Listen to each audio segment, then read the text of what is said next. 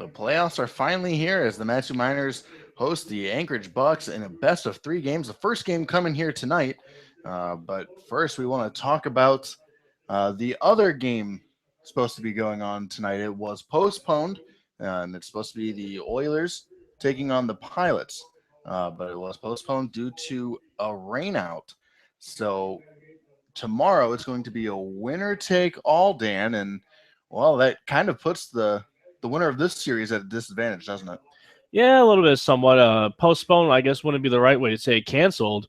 More or less is what it Canceled, was. yeah. Yeah, it was canceled. They're going to play just one game tomorrow, the Oilers and the Pilots. But at the end of the day, you can't do anything about it. That's just what the facts are. The Miners going to have to play here tonight. They still have a 3-game series with the Bucs, and the Miners they're coming into obviously this playoff series with their plan. They have their plan for round one, and they obviously have their plan for round two. If round one works to the way they like it, which is obviously going to be to advance. The Miners already have their plan, and part of that plan, obviously, is to just win some baseball games. So you can't worry about what's going on around the league because if you win here tonight and somehow find a way to win tomorrow as well, then you win the series and then you go on to round two, and it's either going to be the Oilers or the Pilots. Who knows? Or it could just keep raining out all there. We don't know exactly how it's all going to work out. But the fact still remains that if the Miners win, they put themselves in good shape no matter what happens. Absolutely. So if the Miners do win from here on out, they would be crowned the champions. So I guess they have that potentially going for them. But on the mound for the Bucs tonight is going to be Justin Mulvaney. He's arguably their best pitcher Yep. throwing for them. The Miners going with the hard throwing lefty out of Arizona State, Connor Higgins. So uh, Connor getting the start for the Miners in the game one. We're going to definitely be expecting a very, very close game as we always do against the Bucs. Yeah, absolutely. That's one thing about the Miners. They have a lot of good pitching depth, and so we're going to be throwing Connor Higgins for game one. You would have been absolutely all right with anybody they threw out there. There was Higgins, there's Huey, there's so many guys in the arsenal. And at the end of the day, it's going to be the left-handed arm out of ASU, Connor Higgins. Definitely like your chances there in Mulvaney. The Miners have got to him once, the other two times, not necessarily, but it's playoff baseball, and you got to expect to face the best ones around.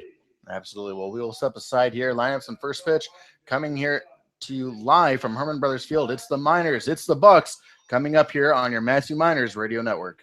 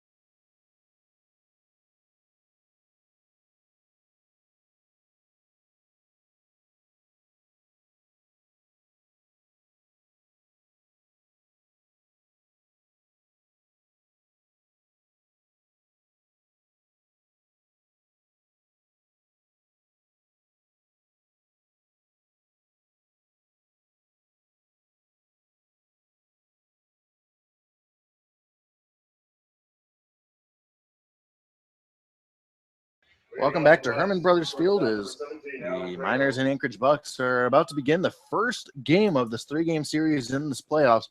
And the starting lineup for the Anchorage Bucks is like this. Alan Trejo leading things off. He'll be playing shortstop. LJ Hatch playing center field today, batting second. Steven Sensley DHing, batting third. Cody Reynolds batting cleanup, playing first base. Aaron Arruda playing right field, batting fifth. McCarthy Tatum playing third, batting sixth. Cole Maltese getting to start in left field, batting seventh. Alex Gwinnett doing the catching here today, batting eighth. And Hunter Castles rounds up the bottom of the order. He will bat ninth and playing second base. And we mentioned in the pregame show that on the mound is Connor Higgins out of Arizona State as he's quickly fallen behind Alan Trejo here with a 2-0 count. Higgins from Orfield, Pennsylvania. And the 2-0 is going to be swung on, fouled out of play. This season, Connor Higgins is 4-2 with a 2.95 ERA in 42 2/3 innings. He's making his seventh start on the year. The 2-1 taken down low. And the last start that Connor Higgins had, he went 7 solid innings.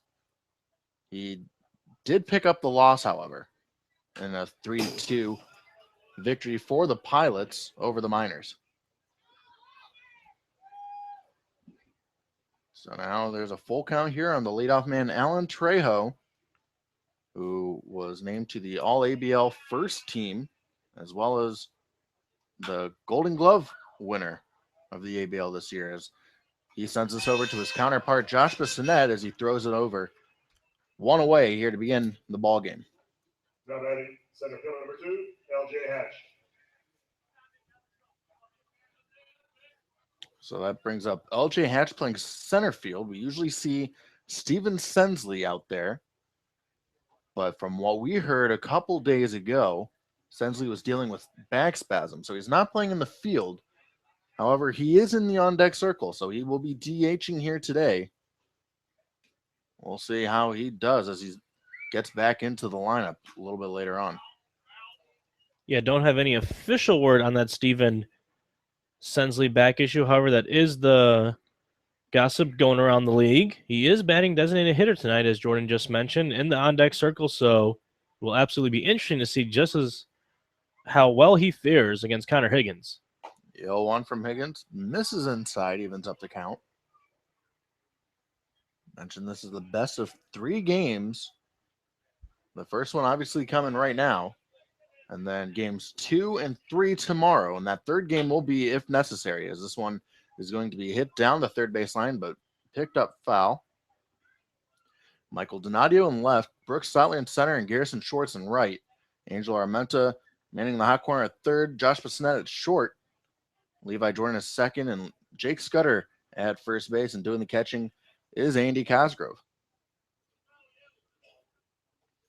So Higgins ready with the 1-2 pitch. Here it comes.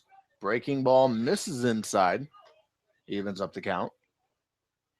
And Dan, we mentioned off air how important of a game this is. And it really does set the tone for the rest of the series. Absolutely. And a swing and a miss right there for strike 3.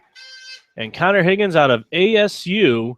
The ball is in his hands here for game number 1. And it's huge because it's such a momentum setter.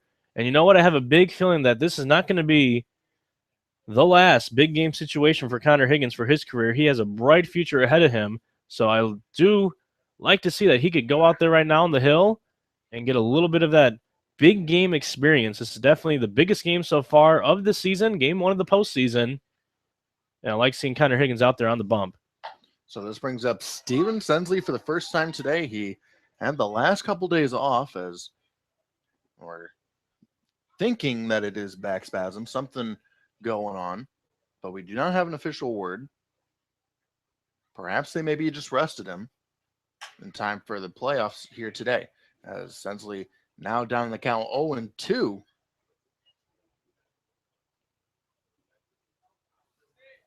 Mentioned the Oilers and the Pilots.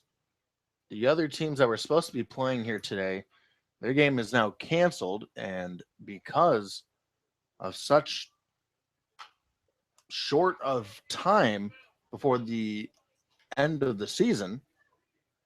It's going to be a winner take all tomorrow, I believe starting at 3 o'clock. Yeah, winner take all between the Oilers and the Pilots in the series they have together. The winner will face the winner of these two ball clubs, the Miners and the Bucs.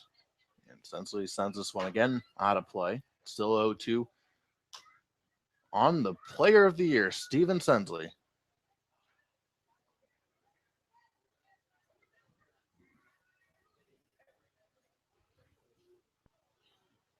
The 0-2 again from the lefty Higgins.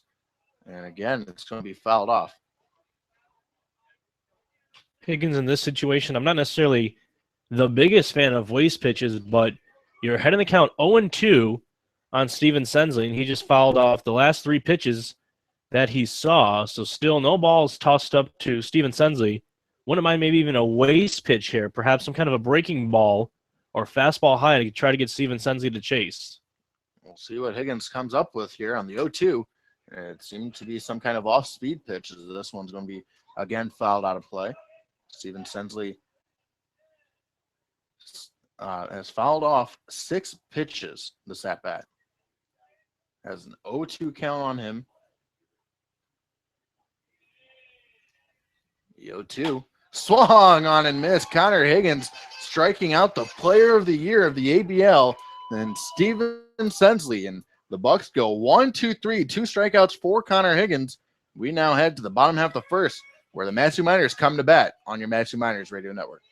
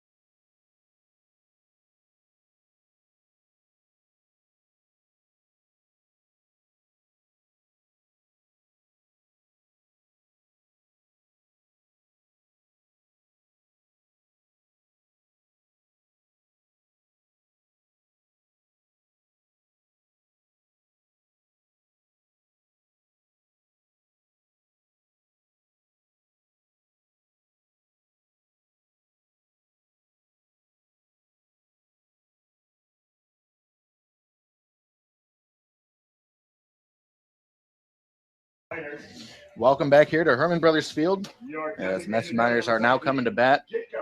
Jacob Huey leading things off, DHing. Levi Jordan batting second, playing second base. Garrison Schwartz will bat third, playing right field. Michael Donadio playing left field today, batting cleanup. Jake Scudder batting fifth, playing first. Josh Bissonette playing shortstop, batting sixth. Angel Armenta playing third base, batting seventh. Andy Cosgrove batting eighth and doing the catching this evening. And Brooks Stotler batting ninth, playing center field. And pitching for the Anchorage Bucs is arguably their ace, and Justin Mulvaney, as Jacob Huey on the 0-1 sends this one to center field. LJ Hatch will make the grab to retire Huey for the first out. Now batting your second baseman, number 1, Levi Jordan. But Justin Mulvaney, mentioned he's arguably their ace. Don't let his record deceive you, though. He's 2-5 this year with a 2.02 ERA. He is making his 10th start, and he's thrown 49 innings this year. Does not strike out a whole lot of batters. Does not walk a whole lot of guys either. But one thing is for sure, he does get the out.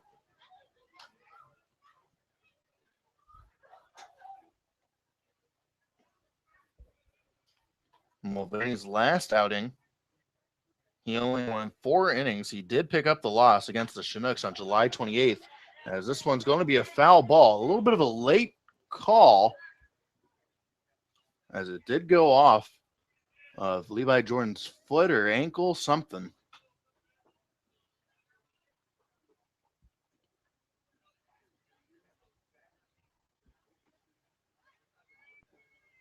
Mulvaney 1-3 or 1-2 in his last 3 starts.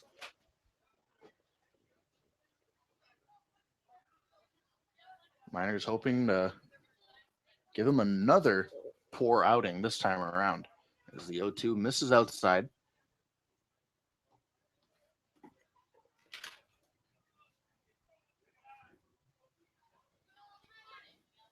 The 1-2 going to be swung on, hit toward the Bucs dugout, but this will be foul.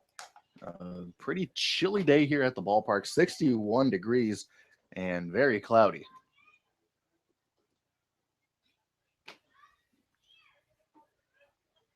Mulvaney sets, and the 1-2 pitch is going to be swung on, hit to Levi Jordan's counterpart over there at second base, Hunter Castles. He'll go on to first base to retire Jordan for the second out of the inning. Now batting, right fielder number 18, Garrison Schwartz. So now this brings up Garrison Schwartz, who was named to the All-ABL first team, as well as voted as the top hitting prospect in the league. And on the first pitch, Schwartz just sends this one back to Mulvaney, and he will take it himself and throw it on over to first. And it's a 1-2-3 inning, goes the Miners. So we will now head to the top half of the second inning, scoreless here on your Matching Miners Radio Network.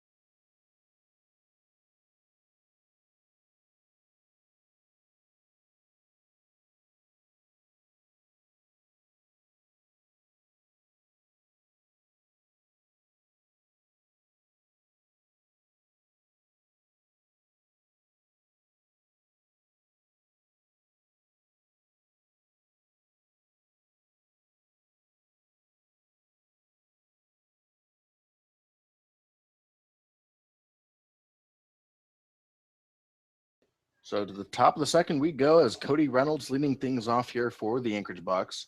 And on the first pitch, he sends this one out of play.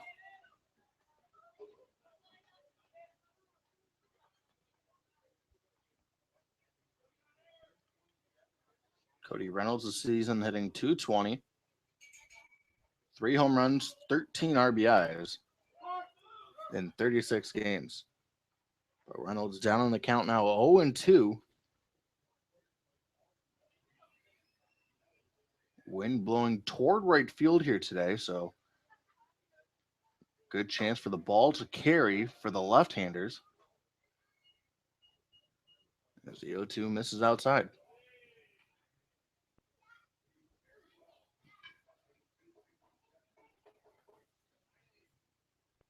A 1-2 from Higgins, swung on and missed. 3 strikeouts in a row by Connor Higgins. And now Aaron Arruda will be the next man Now up. batting, right fielder number 7, Aaron Arruda. So 3 strikeouts, all of them coming by going down swinging. So 4 up, 4 down. Aaron Arruda now coming to the plate. Arruda takes the first pitch for a strike.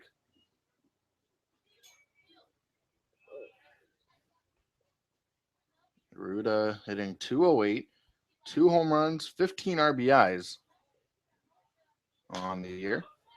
And the 0-1's going to be swung on, fouled out of play.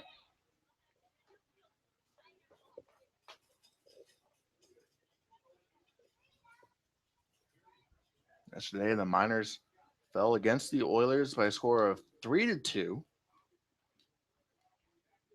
And the 0-2 will be swung on, hit toward the Miners' dugout again.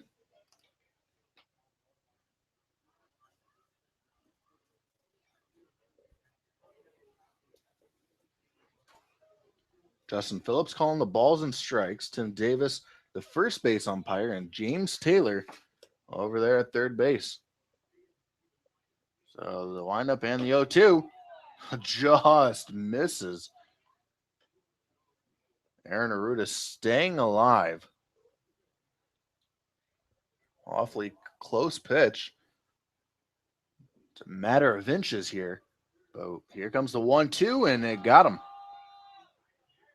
Just got away from Connor Higgins as it nails Aaron Arruda on the elbow.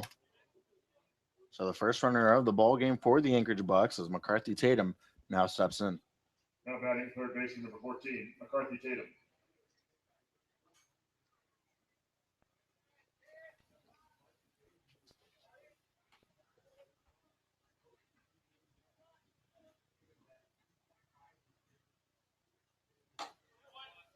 First pitch to McCarthy Tatum, taken for a strike. Tatum hitting .225, 1 home run, 5 RBIs. This Anchorage Bucs team is the number 4 seed in this playoffs. They're the last team to make it. As this one's going to be hit to short, double play ball. He's on to second for 1, and on to first. It's the inning-ending 6-4-3 double play. As we now head to the bottom half of the second inning, still no score on your Matsu Miners Radio Network.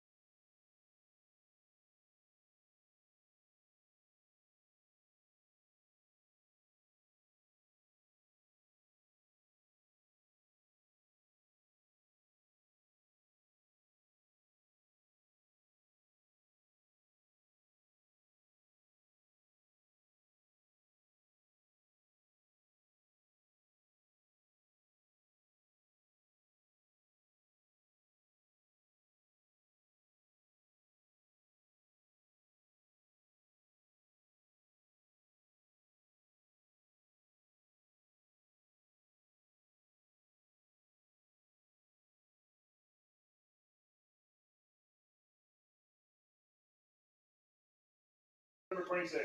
Michael Donadio leading things off here in the bottom half of the second inning. Donadio yesterday went 1 for 4 with a single. And the first pitch to Michael's going to be taken down low, ball 1.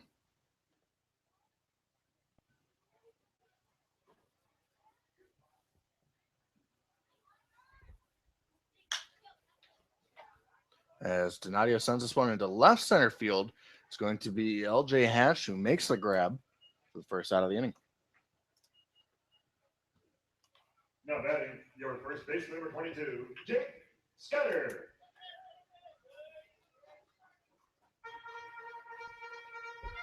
So that brings up Jake Scudder, who this year hitting .225, 3 home runs, 28 RBIs. That 28 RBIs does make him the number 1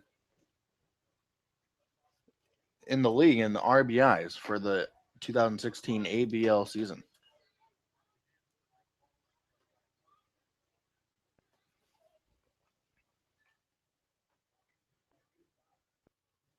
The 0-1 is going to be swung on, pulled to first base. Cody Reynolds will take it himself. 2 away. One thing you want to see here now from the Miners is perhaps take a few more Your shortstop, pitches. number 6, So Josh far, a Bissonnette.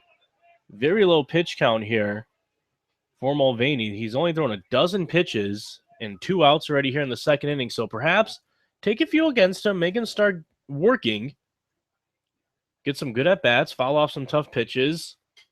Because one thing you want to do is get to this Bucs starting pitching staff, and you're in some good shape. So this brings up Josh Bissonnette playing shortstop here today, batting in the 6 hole. He's taking that first pitch for a strike.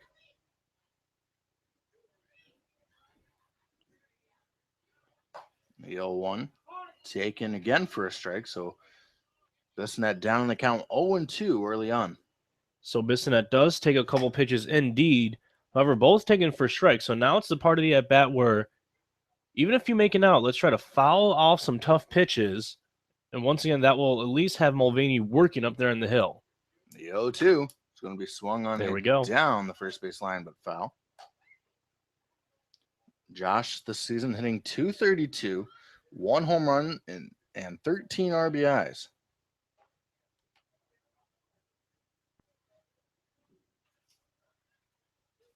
And the 0-2, he was able to get a piece of that one, staying alive.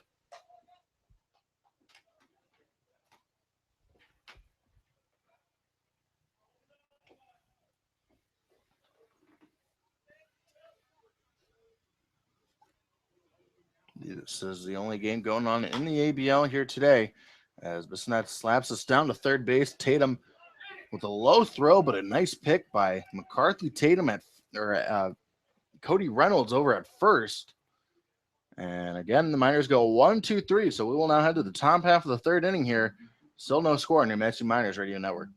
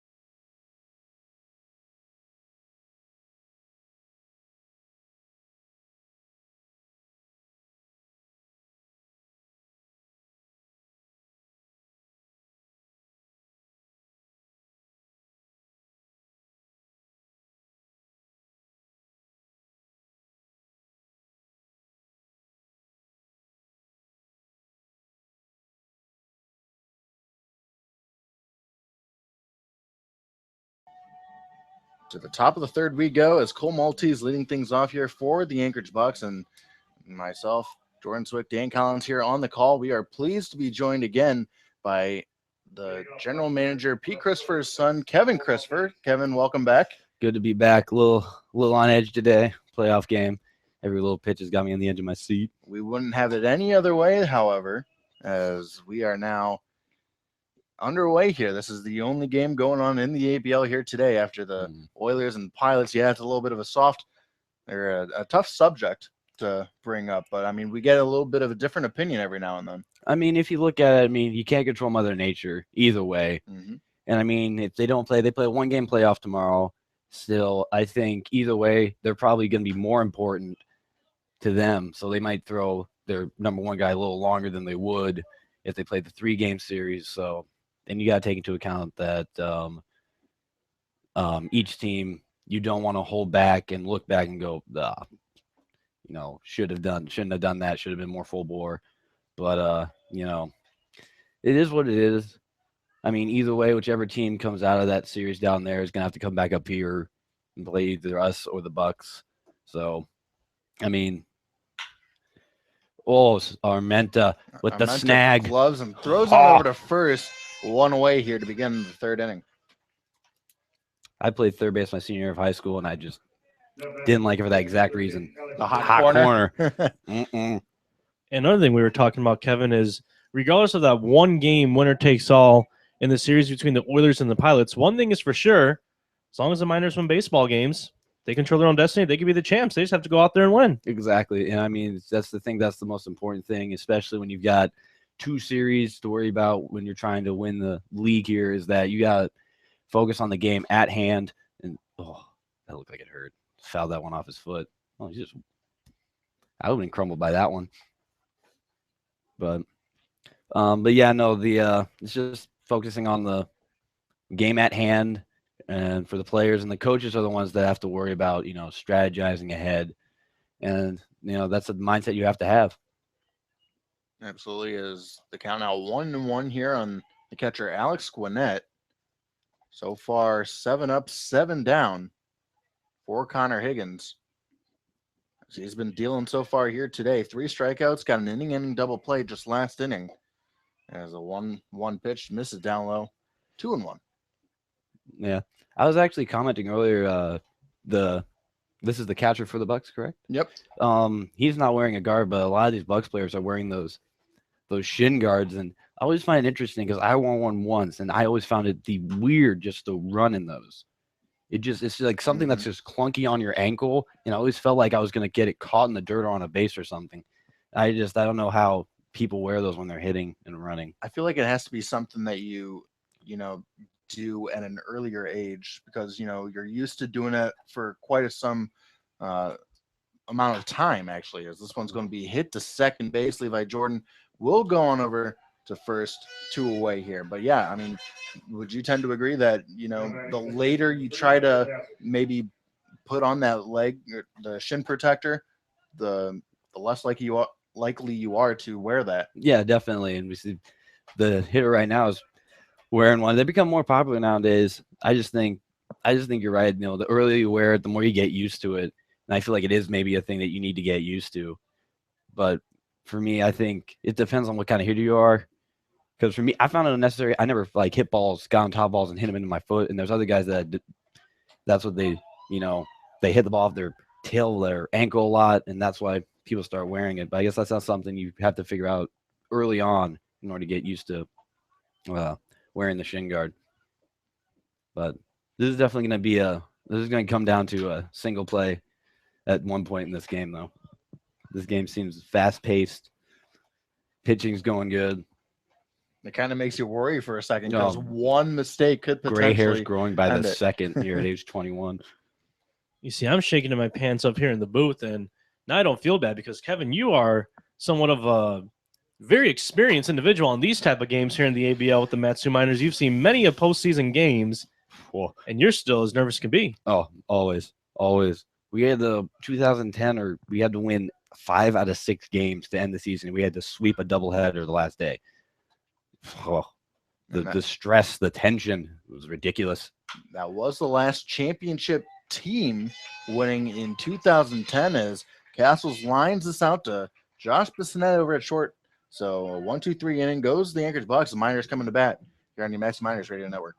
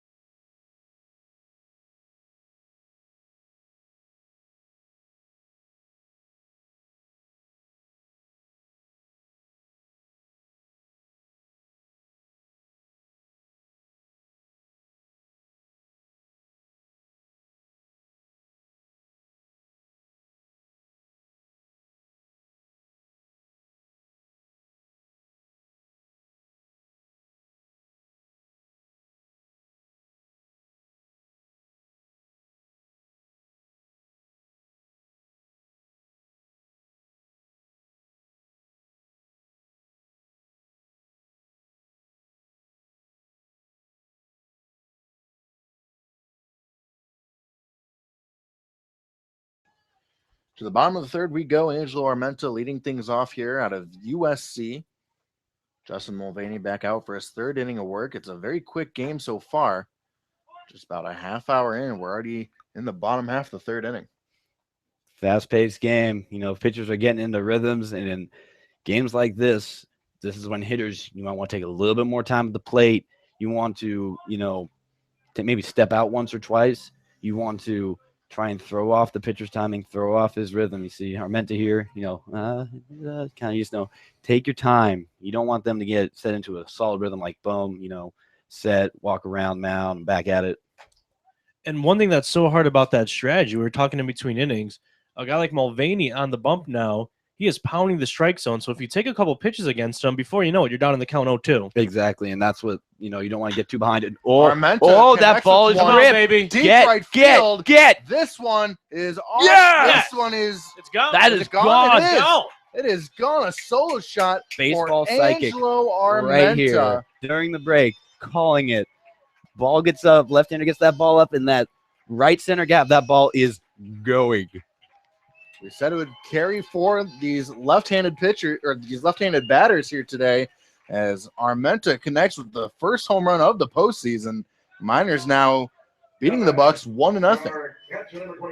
I mean, I've seen guys hit my high school days. Guys hit fly balls that would go like 250 feet, and then it just goes. Ball just keeps going, and winds up over the fence.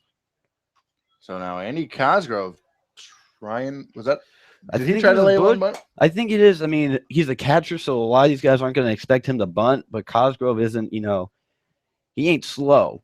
So if he gets a deceptive push bunt down, gets that into the triangles of death, as we were talking yesterday, you can get on base. Well, Andy Cosgrove steps in. 0-1 count on him. He's been hit by 7 pitches as he sends this one. Oh, into that's dying. left That's field. dying. That one will get past Cole Maltese, the left fielder, as Cosgrove is going to round first, and he will stop there at second base. See, that wasn't a bad play by the outfielder. I mean, see, on those, if that was more of a line drive, you don't want to dive on that. But since it was more of a higher foul ball, not foul ball, just a loopier ball, if you dive for it, it's not going to go all the way back to the fence. That ball only got about maybe 4 feet behind him. Well, you're absolutely right, Kevin. That ball was dying and in a hurry, too. Maltese, left fielder, did not have a lot of time to make a play. He made the quick second decision and to dive for that one. It wasn't necessarily a bad decision on his end. No, definitely not. There's nothing you can do. I mean, he just decided to go all out for it, and that's a good ball to go all out. Ooh, that ball was high and in. Yeah, they knew exactly what Brooks Stotler was going to do. Somebody read the scouting report on him. You knew most definitely he was going to bunt, and if you don't want the bunt to work out, you go high and in. High and in. That's the best place to go, because if you throw anywhere else like high and out, that gives the bunter enough time to pull back. But if you go up and in, it's hard to react to the ball that goes up there. This one misses away. And, I'm very surprised that other teams have not picked up on the Brooks Stotler special, as we like to call it, when he lays a bunt down, because he's done it all season long, and it seems like he's on base 50% of the time when he lays it down. If you're good enough at it, even if they try to prevent you, you still get it down. And like that Stotler right there. Lay it down. Mulvaney's going to go to third, and Cosgrove runs into and out there at third base. So it will be a 1-5 fielder's choice. That's one of those situations where you gotta make that split-second decision whether to go or not. And Hitter number 17, Jacob Huey. the bunt died a little bit more, might have worked. Well, actually bites the Miners right now, but Brooks Stotler over at first base. You still got a guy on first, and you still got these Bucs guys still on edge. So still there is a base runner for the Miners, and they also lead by a score of 1-0 too. Oh, it started raining out there. And it is starting to come down. We definitely hope we finish 5 innings, or 4.5 it would be if we have the lead, because it would be an official game. Yep.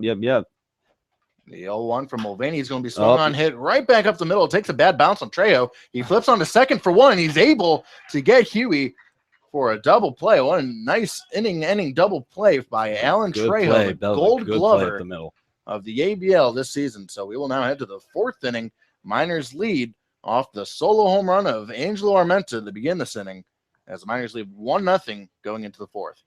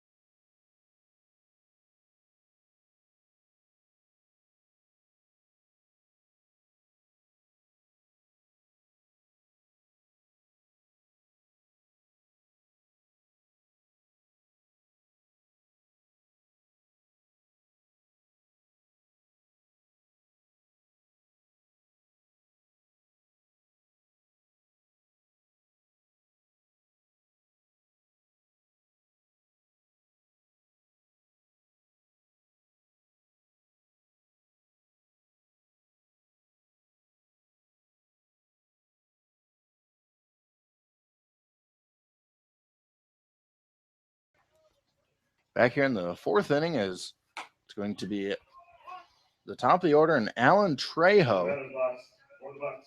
Shortstop The for key to this Alan inning is Trejo. try and get a 1-2-3 inning. You want to do that everything, but this is important. You get a run on the board. You want to get the 1-2-3 inning right after that because you want to let them know, was that a yes or no? No, that was a no. So 1-1 count here. But you definitely want to get that 1-2-3 inning and, keep the momentum going your way.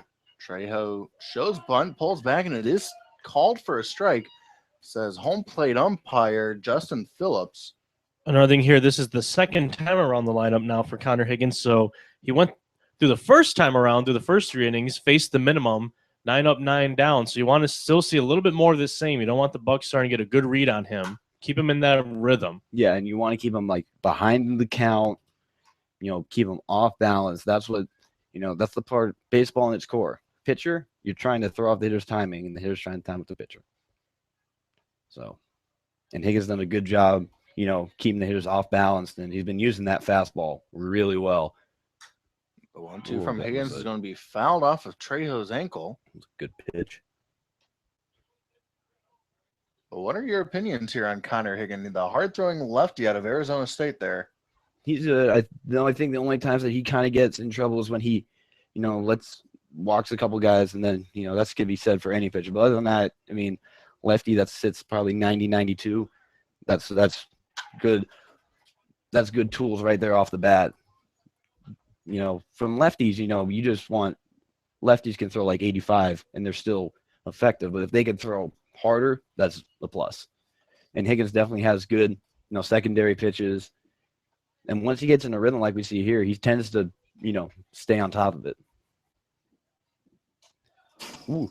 And this one goes all the way back to the backstop, as it's now a 2-2 count here on Alan Trejo, who had a very nice pick there over at shortstop just last inning. That's a 6-4-3 great play up the inning middle. double play.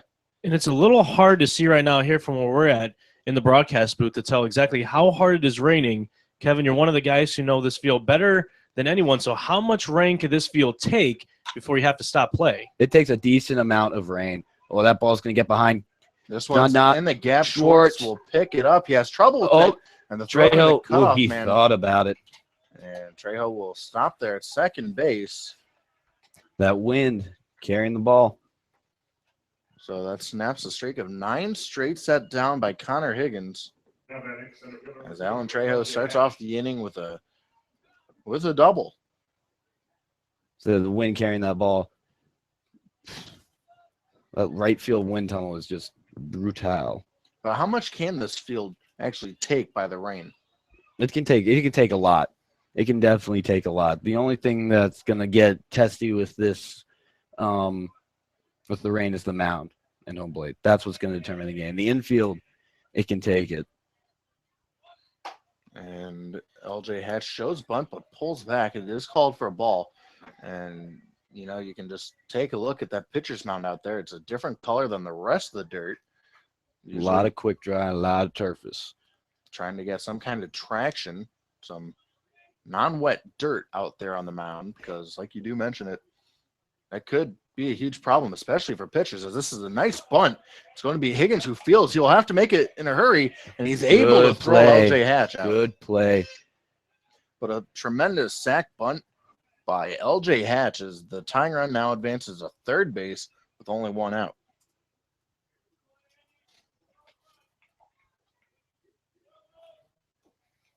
But yeah, the clay on the mound, it's definitely when that gets wet, it starts getting, you're gonna see guys sliding, especially in that landing spot.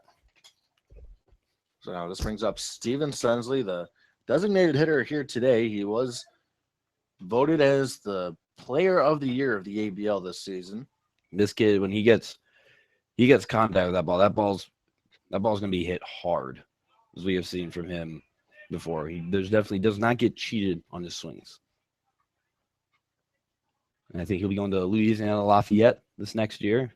Raging Cajuns program has a very good reputation with putting out, just pure hitters. Here comes the 1-0 from Higgins. Taken down low. 2-0 now. Runner at third base, that being Alan Trejo. See Higgins there cleaning off his cleats. See that dirt starting to cling to the bottom. But the tying run over there at third base. Miners do lead 1-0, however. Here comes the 2-0 pitch. And it gets away from Cosgrove and a nice pick. Whoa.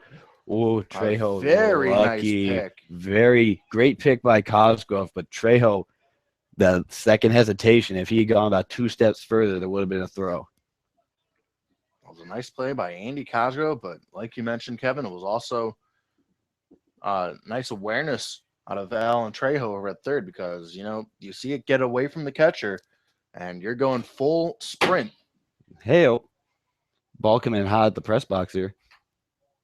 It's usually over there toward the PA announcing booth, but I don't know if it was on the 4th of July or a different game. The ball actually came in the broadcast area right here where Protect the we're laptop. sitting. Protect the laptops and and no the camera. kidding, like it literally bounced It hit the into camera. this room. Oh, It knocked the camera off, and the ball was in here.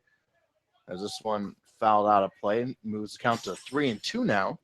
but yeah, Trejo definitely, he realized the situation. He got 1 out, and it was a 2-0 count. And that's not the count, to try and test, see if you can make it on the pass ball, unless it's like you can see it clearly going to the backstop. And it's early on in the game. You don't want to be too aggressive when you got arguably their best hitter on the team in the league up to bat. This Bop, one bop, bop, bop, does get past Andy Cosgrove, and the tying run will come around to score. So it's now 1-1 as Steven Sensley reaches first base on the ball 4. But yeah, in that case, you saw that Cosgrove definitely did not have a handle on the ball, and that's when Trejo took advantage of it.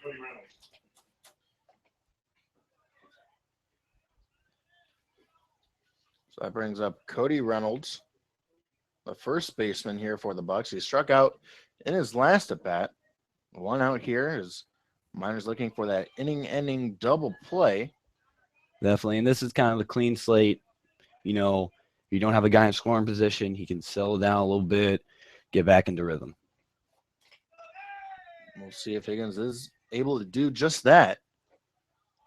This one, nice stop by Cosgrove this time around, keeping the ball in front of him. So there's a 1-0 count now on Cody Reynolds. Looks like the wind is kind of mellowed. Yeah, and the rain seems to have died down a bit as well. As this one's going to be a slow chopper to third. Armenta's only play is going to be at first. He throws Great a great pick by Scudder. by Jake Scudder over there at first base. And now there are 2 outs here in the inning. That's an important part of your infield. If you have faith in your first baseman, fielders are going to be a lot quicker with their throws, a lot more confident because they know that their first baseman is going to be able to pick it. So now 2 outs here. Aaron Arruda will be the batter. He was hit in the elbow his last time up. Was the first base runner for the Bucs. In this case, Higgins needs to focus on the batter, get ahead in the count. First pitch is going to be some kind of off-speed pitch, taken for a strike. Getting ahead of the count, so huge as a pitcher. And that's why I always love swinging at the first pitch. Because for me, in my mindset, pitcher's always going to want to stay ahead in the count, and that first pitch is always going to be somewhere around the plate. The 0-1 from Higgins is going to be swung on, fouled out of play. But you like to do that every single time, even if you're in some kind of slump? Yep. Stay on top. Usually when you get in a slump, it's more of, your mechanics or just the mindset. But for me, I always thought pitchers always want to stay in the head of the count, first pitch swinging, let them know that you're not afraid to, swing whenever. Here comes the 0-2 from Higgins. It's going to be swung on, slapped to second base. Levi Jordan will throw it on over to first, and the inning is over. But Alan Trejo leading off the inning with a double, and then a pass ball ended up scoring him from third base. It is now a tie ball game. We will now head to the bottom half of the 4th inning. 1-1's the score here on your Magic Miners Radio Network.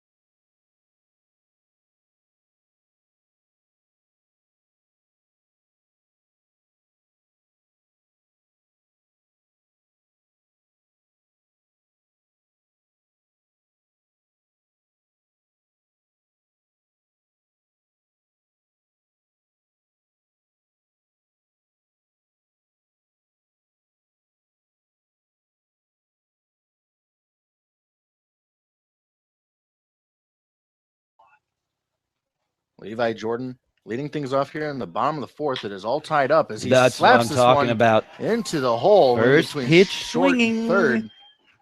As the Miners get their leadoff man aboard for the second time here today. Next coming up will be Garrison Shorts, the top hitting prospect in the ABL. Garrison Schwartz. Now, the real question here is BT going to have him bunt, or is he going to be swinging away? So, Imagine he's going to be swinging away. I- We've actually had to ask this question numerous amount of times because this is the middle of the order. Garrison Short's one of the better bats on this team. Don't necessarily want to take it out of his hands. yep. So Shorts with an 0-1 count. Levi Jordan grabs his lead over at first. Mulvaney sets. And the 0-1 delivery. It's going to be swung on, hit into the gap in Get right ball. center field. That will get down. And Levi Jordan, Jordan. is on his horse. He Oh, will Jordan round scored. third. Score. He will be waved around. He will score. 2-1 now is the score off the RBI double from the general Garrison Shorts. Miners now lead 2-1. That ball was smoked. Smoked it was. Any other part of the ballpark, that ball's gone. But you got to hope that their center fielder's okay. He took a little nasty spill there out at the near the wall.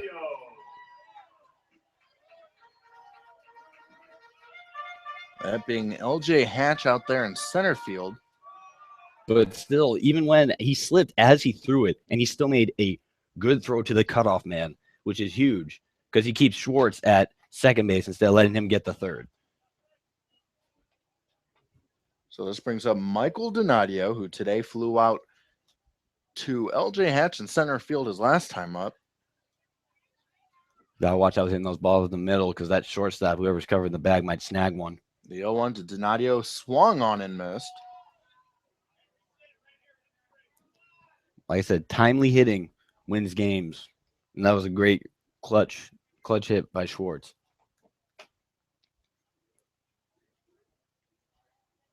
Shorts over at second base, nobody out. The 0-2 to Donadio. It's going to be swung on hit. Oh, that's into the left gap. center That's getting down. That's getting down as Garrison Shorts is going to score the third run of the game. Donadio on in his horse as he stops there at second base, as it's going to be a double, an RBI double for Michael Donadio. The Miners now lead 3-1. That's huge. That's huge. And that was against the wind into the gap, and that ball still got to the fence. That's some real power from Donadio. So the first three batters getting on here in the inning, one single and two doubles. That's of the the inning. downside when you have a guy like I've completely spaced on the Bucs pitcher's name, Mulvaney. Justin Mulvaney. Mulvaney. When you have a guy that pounds the strike zone, you know, if you let him get ahead on you in the count, that's when he's in control.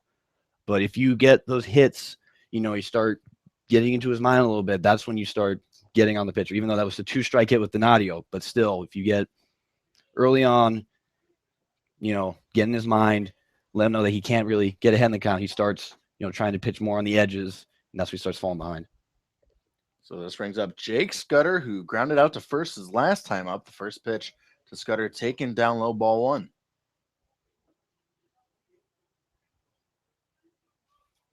And a couple guys were just sent out to the Bucs bullpen. You wonder if they're going to get some activity going up there, as this is a very crucial game.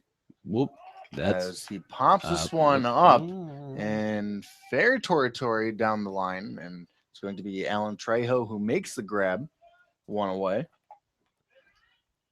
But definitely, you know, Bucs are probably going to have a little short leash on, just as the Miners will probably have a short leash on anything starts getting really kind of something's rolling. They're probably going to not be afraid to put in another pitcher.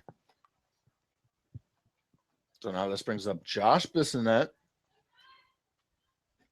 Josh grounded out to the third baseman, McCarthy Tatum, back in the second inning. You can see the outfielders for the Bucs have stepped further back now than they were earlier in this inning. Perhaps that might be because of the back-to-back doubles hit by the Miners. Schwartz hit the double into the right center field gap. And then Michael Donadio in the very next at bat into the left center field gap. Definitely good pieces of hitting, especially Donadio with 2 strikes. And the 0-1 to Bissonnette's going to be taken down low, evens up the count. But I wonder who's warming up once got sent down to the Bucs bullpen. Well, it looks like they're taking off the tarp from the pitching mound out there. They're probably waiting to see if he can pull through this inning. 1-1 is going to be taken outside. Ball 2. Meanwhile, the Miners bullpen, they're wrapped in the tarp. If you look down there, they have taken the tarp and put it on themselves to guard them from the rain. I was by this PA announcer looking over. I'm like, man, did they wrap themselves up in the tarp down in the bullpen? They absolutely did. Got to prevent some rain getting on you some way or another. Definitely, bullpen is a place for shenanigans. Especially if you're on the Miners. Definitely. And the 3-1 is going to be taken outside. Ball 4. So the fourth base runner of the inning. Runners now on first and second with Angelo Armenta, who in his last at bat hit one over the right center field fence for a home run. You might see a mound visit from one of the coaches of the Bucs. Or maybe not. So perhaps not, but it is a 3-1 lead for the Miners, but they're not done yet. 1 out in the inning. Angelo Armenta with that solo home run just last inning in the 3rd. Catcher's going to go out and talk to the pitcher. This is definitely the time when you want to go out and talk to your pitcher and be like, it's okay, reset, clear your mind, and try to get back at the hitter.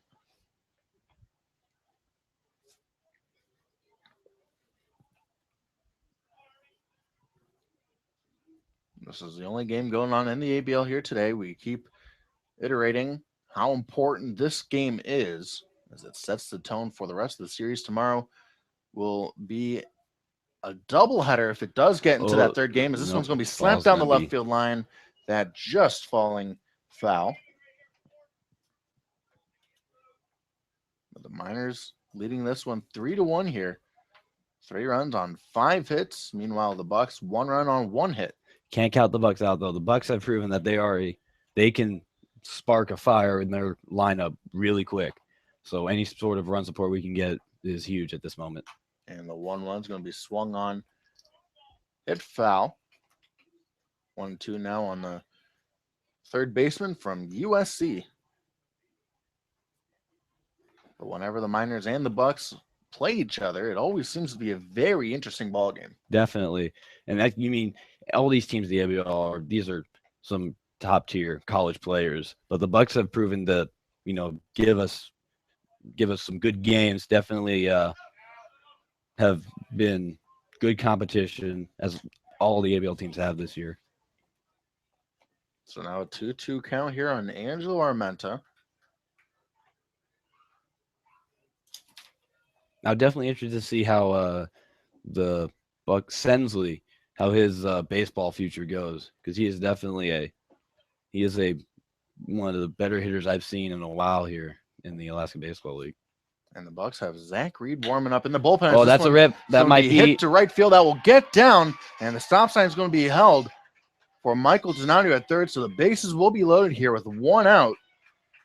Definitely one of those. You got 1 out. That line drive you want to stop, because if you get doubled up off of that, that's a rally killer.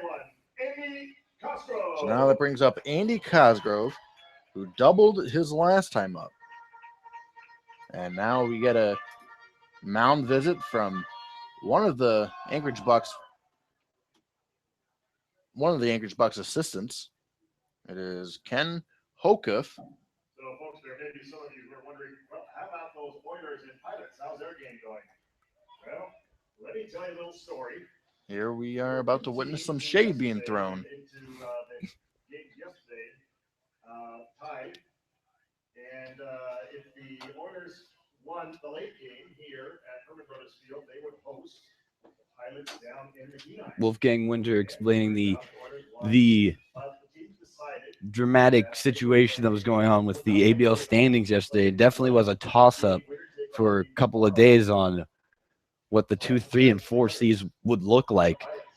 And it was definitely I know my dad was on the phone trying to sort out, So if they hear I gotta get their housing, if they go down there, I gotta cancel the rooms, reschedule games. He was going nuts. I'm sure he was delighted when he found out the Miners would host throughout the playoffs. Definitely. He loves it. Love being back at the home field. It's definitely, cozy for your team. You know the field, the little ins and outs over playing here, half your games. And it definitely does give you an advantage. Here comes the 1-0. Swung on, hit foul. It's the second one coming right back toward us. Players are trying to aim for the press box here. We mentioned last at bat that it's Zach Reed throwing in the bullpen for the Anchorage Bucs. He is the left-hander out of the University of Tennessee. And now Cosgrove looks at a strike, 1-2 now. Bases loaded, 1 out. See, the infield's definitely playing back. They're probably going to have corners coming home and the middle rolling it first and second. The 1-2. Called strike 3, and that was a good pitch. It's the first strikeout for Justin Mulvaney here of the day. That was a good pitch by Mulvaney. Now that brings up Brooks Stotler, the center fielder here today. He laid down the bunt his last time up. Man, but that might not be a bad idea here with everyone playing back. As this one's going to be slapped to third, McCarthy Tatum will throw on over to first to Cody Reynolds. And thankfully, he's a tall guy over there at first base. You love having those tall first basemen. Definitely makes those overthrows less likely. So the bases will be left loaded here, but the Miners, with 2 runs here in the 4th, they now lead 3-1 over the Bucs as we now head to the top half of the 5th inning on your Matsu Miners Radio Network.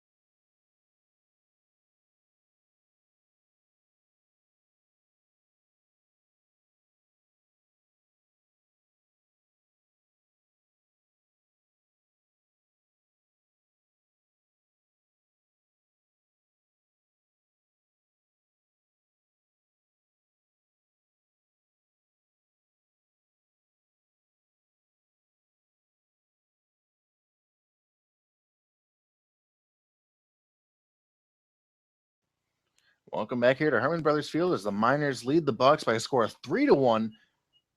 As this one's going to be sent to second base, Levi Jordan gloves and throws. You got him. Oh, my dad's happy right now. Definitely can hear him probably Happy 8 out of the Pete. 9 innings. Get the lead off, man. Happy Pete indeed so far. Let's definitely hope this will hold on for the rest of the game. Definitely hope that Higgins, stays in there for a little while and saves up the pitching. And shout outs to O'Brien and Frederick yesterday. Only 3 innings from O'Brien and 6 from Frederick. That was huge. Saves our pitching. Great. It was it's those things that everyone contributes, everyone helps out, and that's what's I love about this team. Everyone has something to contribute. Connor Higgins now facing Cole Maltese here in the 5th. Connor Higgins at 66 pitches. This one going right back to him. And the very lob toss over to first base. Able to get Maltese out for the second out of the inning. The tricky thing is when he, on the side of the mound, he cut on the third base side, turning around and planting on that maybe slight incline is always tricky. But definitely good job feeling positioned. You mentioned just a second ago there, Kevin, that you got to tip the cap to the pitchers yesterday for the Miners, that being Gage O'Brien, who went 3 innings out of the bullpen. He did a pretty good job. He had that rough 1 inning, That rough one inning, but after that he was fine. but He he set settled the down. side down ever since. Yeah, and that was huge. Especially with the Oilers not playing today and only playing one game tomorrow. Oilers and Pilots. That's plays in big. And the one was going to be slapped down to the left side of the field. It gets past Armenta, and it's going to be a 2-out single here for Alex Gwinnett. He was definitely playing up on the grass there. Now batting second baseman number 3, Hunter Castles. The thing with this infield is the grass is thicker than you'd find in most fields, so that ball tends to die out really fast. But you can definitely see the infield starting to get a little bit of that glimmer from the water pouring down on it. Still a light drizzle coming down here at the park. But as Kevin Christopher mentioned, this field can take a beating. It used to be, I do believe it was don't quote me on this, but when they got this land from the fair, this used to be like where the landfill or something. I do believe. Oh, wait, I'm maybe thinking of Mulcahy. As this one will fall in front of center fielder Brooks Stoller. I think it is Mulcahy. I think it is Mulcahy that I'm thinking of. But this field can take on water. I've seen this in all my years here at Herman Brothers. Field can take on a lot of water. This is going to be a crucial at bat because they got guys on first and second now, and you want to, in the top of the order coming around, you want to get this out. And one thing I always like to say, Kevin, especially here, this definitely means true with 2 outs, is don't worry about the guys on the bases, even though they're the potential tying runs. You take care of the batter, we're going on into the bottom half of this inning. Exactly, and especially you have the leadoff batter. You don't want them to, start getting to a roll with their top of the order. So Connor Higgins' first pitch to Alan Trejo is going to be taken for a strike. That was a good pitch by Higgins, definitely paying the corner. And that sets the tone for the rest of the at-bat, that first pitch strike. Alan Trejo with that double to begin the 4th inning is the only one who scored for the Bucs. This one's going to be chopped to third. Armenta goes for the tag, and he's able to get Alex Gwinnett out of there at third base. So nice out and a nice pitching performance so far by Connor Higgins, as the game is now official, as the Miners lead 3-1 after 4.5 innings. We will now head to the bottom half of the 5th inning here on New Mexico Miners Radio Network.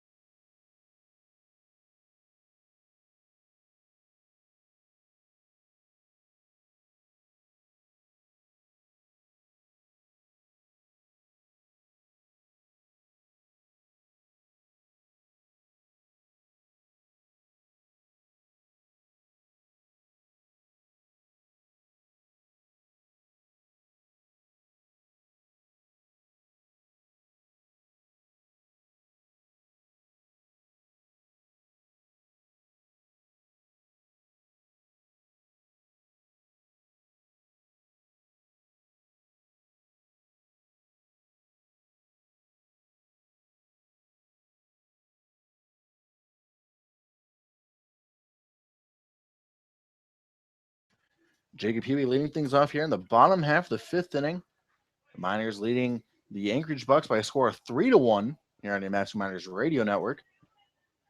And this game is now official. Oh, that ball is home Popped run in an up. elevator shaft. And it's going to be Alan Trejo who makes the grab for the first out of the inning. Hopefully we can maybe still get something going this inning. Tag on some more runs. There's a bat on the field. Yep. There. Levi sees it. So now Levi Jordan steps into the batter's box. He began that 2-run fourth inning last inning with a leadoff single for him, and then a couple more followed suit. But this time it was for extra bases. Garrison Shorts with a double, an RBI double it was. And then Michael Donadio answers right back with an RBI double. So Levi Jordan today 1 for 2, that single like you just mentioned, back in the fourth, and then a ground out in the first. See if he can get something going in this. And Levi Jordan connects with one. This one's hit deep to left. He looks up. It is gone. Levi Jordan with the second Miners home run of the ball game as he connects on his very first home run of the season. That was against the wind. And it was, as the wind is blowing to right field. A solo shot here for the Miners as the Miners now lead 4-1. I'm loving this outburst of power. And now this brings up the general and Garrison Shorts. An RBI double his last time up in the fourth. Mulvaney still on the mound for the Bucs. I believe it is still Zach Reed warming up in the bullpen. I believe number 9. He is out of the University of Tennessee. Definitely see our hitters starting to take a lot more cuts, a lot more confident hacks up at the plate. And now is the time where you want to get hot. This is the playoffs. This is where it all comes down to it. Exactly. Fresno State winning the College World Series, perfect example. They were I think they were like one of the last few in, and they wound up winning the College World Series because all their guys just started clicking at one moment. And Shorts sends this one that ball's into deep center field as well. As Hatch is on his horse and he's able to make the running grab. Any other part of the ballpark, that ball would have been gone. It's back-to-back at bats for Shorts as he sends it out there in the deepest part of the ballpark. But it doesn't work out this time around. Definitely. But that ball was crushed. Some solid hits from our Miners in these past couple of innings. 4 runs on 7 hits for the Miners, 1 run on 3 hits for the Bucs as Michael Donadio steps in for the 3rd time today. RBI double his last time up in the 4th. And the first pitch to Donadio taken outside, ball 1. See if maybe Donadio can join the home run party that's been going on today.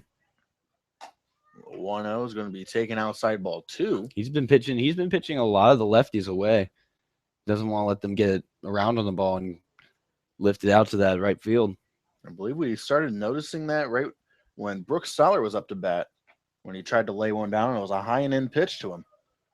As it's now a 3-0 count here on Michael Donadio out of St. John's. Anything we can do, at this point, you want to keep on getting runs, but also both teams are trying to get their hitters going because you want to try and get through the other team's pitching. And the 3-0, he was taken all the way. I'm always split down the middle on 3-0 pitches because, you want to be like, you want to swing away, but then it's like, what if they walk? The best hitters count is 3-1 in my opinion, because you're expecting the fastball there, and a 3-0, usually you get a lot of people who do take that all the way. Definitely. Personally, I prefer the 2-2 because they don't want to go full. And good plate discipline by Donadio. That's right. It's going to be taken outside for ball 4. The second time Donadio has reached base here today. So now the Miners with the 2-out base runner on here in the 5th with Jake Scudder coming to the bat. But definitely it's those moments when you have those hitters counts. And it looks like we are going to witness a pitching change. It will be Zach Reed coming on as soon as we get the signal from the Bucs manager, Anthony Hutting. But it is the head coach out there, actually, not the manager. He has not made the move yet. And there it is. So Zach Reed will be coming out as the Miners have a 4-1 lead. We'll let you know more about Zach Reed when we come back here on the Matthew Miners Radio Network.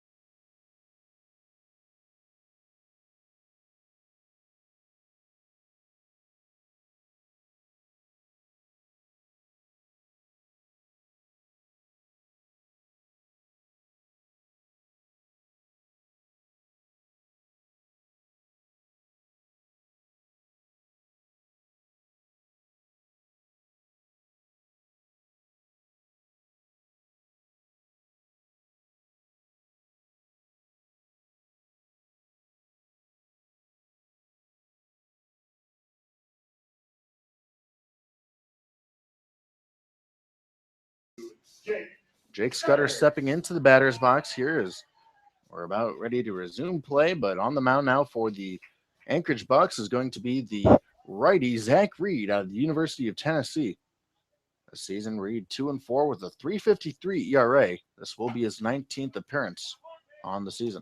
Different arm, different throwing from a different side of the mound and from a different arm slot. This is definitely a change of pace. I think a good call by the Bucs bringing in this guy because definitely different than the starter Mulvaney. And Scudder way out in front of that as he's now down the count 0-2. Michael Donadio over there at first base. He reached base last at bat on the walk. It was a good at bat by Michael Donadio. But the Miners looking to score more runs here. The 0-2 pitch to Scudder is going to be swung on, looped to the left side of the field, but McCarthy Tatum will make the grab for the third out of the inning. So we will now head to the top half of the sixth inning when we come back here on the Matthew Miners Radio Network.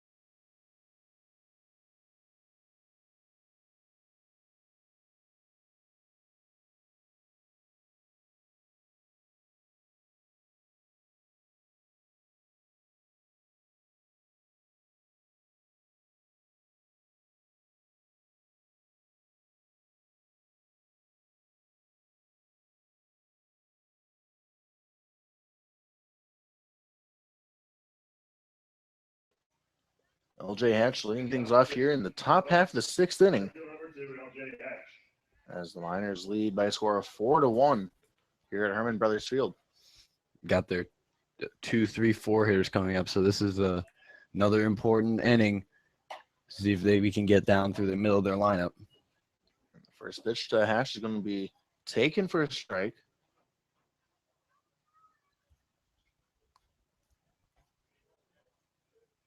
Here comes the 0-1. It's going to be ripped down the left field line, but Foul. that's just going to be foul. Woo! Connor Higgins is bailed out after that one, just bouncing in foul territory. Now 0-2 count here on LJ Hatch. Definitely that ball would have been a double, definitely, if that ball had gotten down in fair territory. Probably wouldn't have gotten further, though, since Dean hit the left field. Left field triples are few and far between. Here comes the 0-2 from Connor Higgins. He opts to go with the fastball. It might have been a cross up there between Cosgrove and Higgins.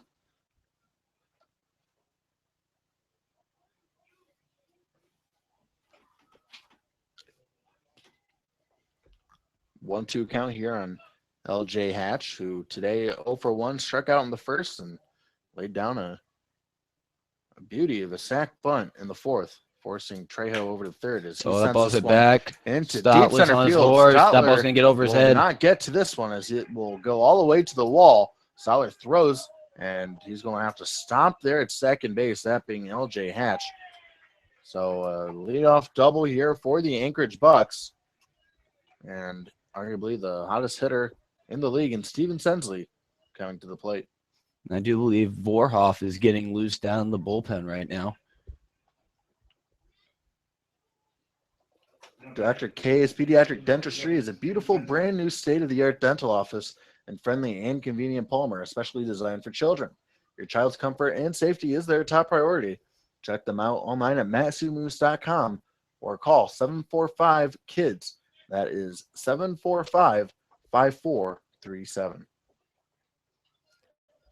So Steven Sensley stepping into the box today, 0-for-1, strikeout in the first and walked his last time up in the fourth. See another situation we had when the Bucs scored their run in the fourth, but it's important just to work batter by batter. You got a 3-run cushion. Just don't let them ball into something. Don't let it get in your head and you make mistakes that let it be bigger than it actually was. Here comes the 1-0 from Higgins. This one's going to be popped up. Josh Bissonnette calls for this one. That's a He will make huge the out. grab. Well, that turns leadoff double into leadoff single with a sac bunt. Does just about the same. And that's definitely a huge, huge play. Because now if a ground out puts him at third with 2 outs. And you got the middle of the Anchorage Bucs order here as it is the cleanup hitter, Cody Reynolds, who today is 0-for-2. He has showcased some power this season. Definitely not a hitter you want to take lightly. As this one's going to be slapped to right field. It's going to be a tough play for Shorts. Oh, He that makes is the diving beautiful. grab. Garrison Shorts makes the running grab. The diving grab it is. Garrison Schwartz showing up to play today. Garrison Schwartz contributing greatly to the Miners in this ball game, an RBI double that gave the Miners the 2-1 lead, and now potentially saving a run. Definitely, that's a huge play. And again, that's the kind of ball you want to dive on because it's a lot more loopier and it's not going to go like all the way behind you. It's going to go maybe like 5 feet behind you. So now Aaron Aruda steps in as he takes this one down low, ball one. And that also extends, the amount of time. Ooh, we may be seeing some delay tactics here. You might see a mound visit from Matt Greeley, or they're just trying to get their who's covering the bag covered.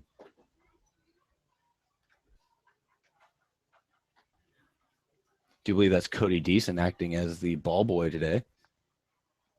The only Miner I have not met. Because he showed up after I left the first time. And I haven't been able to catch him at the clubhouse because I've been running Really? around.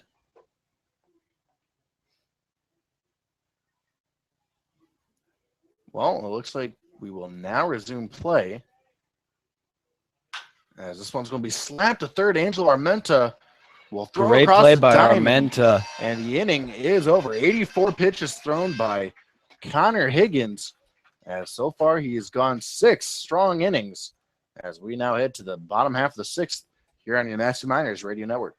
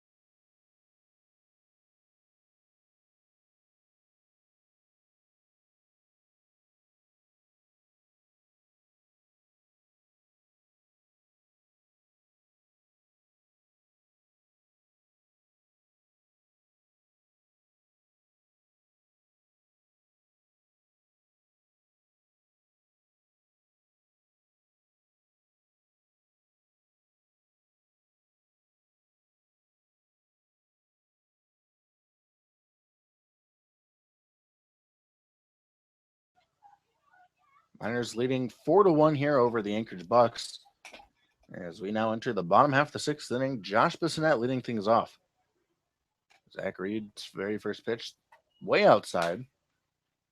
Ball 1. Josh Bissonette today is 0 for 1. He did walk in his last at bat. Hopefully we can tack some more runs on the board and give our pitching a little bit more support. But if that's going to be the case, Reed's going to have to find the strike zone. As it's a 2-0 count here on Josh Bissonette. It's a huge count for a pitcher. When he gets 2-0, he has to put a ball over the plate because you don't want to be 3-0. And it's more dangerous, too, because the hitter's more likely to swing 2-0 than 3-0. The 2-1 is going to be slapped to third base. Tatum having a little bit of trouble, and he's not going to be able to make a play with a hard hit ball by Josh Bissonette. It's going to be E5, charged to McCarthy Tatum. Number 4, Angelo Armenta.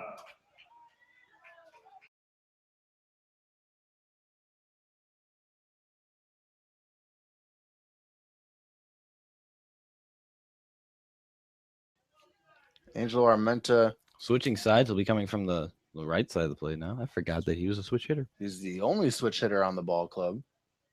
As I believe we did point that out in yesterday's ball game for the first time this season. But seems he's going to be laying down a bunt, try and get Bissonette over. Would not be necessarily a bad decision. Armenta can lay down the bunt. He shows, and he pops this one up. And it's an easy play for Alex Gwinnett, and Armenta not happy with himself. Definitely, you want to get those bunts down. The problem is when you get the ball popped up, you drop the barrel of your bat head, you let the ball at the top, and that's when you get the pop-ups. So that brings up Andy Cosgrove, who today 1 for 2, a double in the third, and then struck out looking his last time up in the fourth. 1 out here as the first pitch to Cosgrove is going to be taken up high. Ball 1. You're just now joining us, Jordan Swick, Dan Collins here on the call. We are joined by Pete Christopher and Denise Christopher's son, Kevin Christopher, here in the broadcast booth. We are Forever grateful to have him up here with us. Shout out to my brother who probably is listening right now. So still love you, Keith. He's down in Florida. As that is a very great family, the Christopher family. I will tell you so much that I am going to absolutely miss your parents. They've been tremendous, and I hope this season ends off with a ring because nobody would be happier than the Christophers. Definitely means a lot to my parents running this team, and and they love what they do, and that's the best part. And it's such a great story when Pete Christopher was asked to be the GM here. He said it do was it for only 1 1 year. year. He's gonna do it for 1 And year. how many years later? We're on 14? year 14. 14 years later, here we are. And he's picked up 4 championship rings, too. It's been 6 years since their last one, however, so. He wants to try and make it number 5. As this one gets bad away ball. from Alex Gwinnett, as Josh Bissonette advances into scoring position.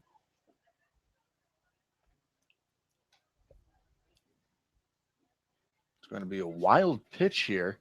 Sometimes you see that with some of the side armors. The arm slot, definitely throws off the release, and it's hard to time up.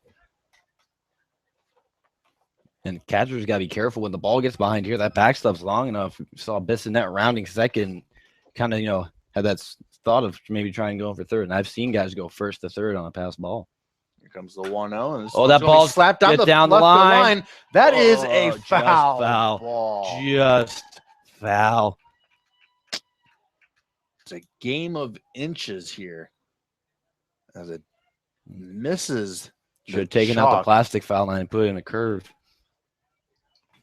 Yeah, you're part of the grounds crew, aren't you? Why didn't you do that? Well, it's plastic foul lines. It used to be we sprayed the lines, but now it's just a straight piece of plastic all the way down to the foul poles. Oh, that's right. The grass is cut out, isn't it? Yep, and it's stuck in there. And they just paint that every now and then. And then last summer I was weed whacking that all the time so that the foul line, you could see the foul line easier. The 1-1 misses outside ball 2. And I've heard this field has come a long way, especially from, was it, like 4 or 5 years ago? Oh, or yeah. even longer. Definitely from the beginning, every building here is has been rebuilt, except for the clubhouse. The clubhouse is the only building that has been entirely redone. The dugouts, the press box seats, beer shack, ticket stand, the sheds, the container where they store all the vehicles, concession stand, all that's been redone the past 14 years. How about this press box? Arguably the best. Well, it's not arguable. It is the best in the league. As this one's going to be hit to second base. That'll end the inning as Castles throws on over to his teammate Reynolds. And it's going to be the end of the inning as we will now head to the top half of the 7th inning. Miners leading the Bucs by a score of 4-1 here in the Nasty Miners Radio Network.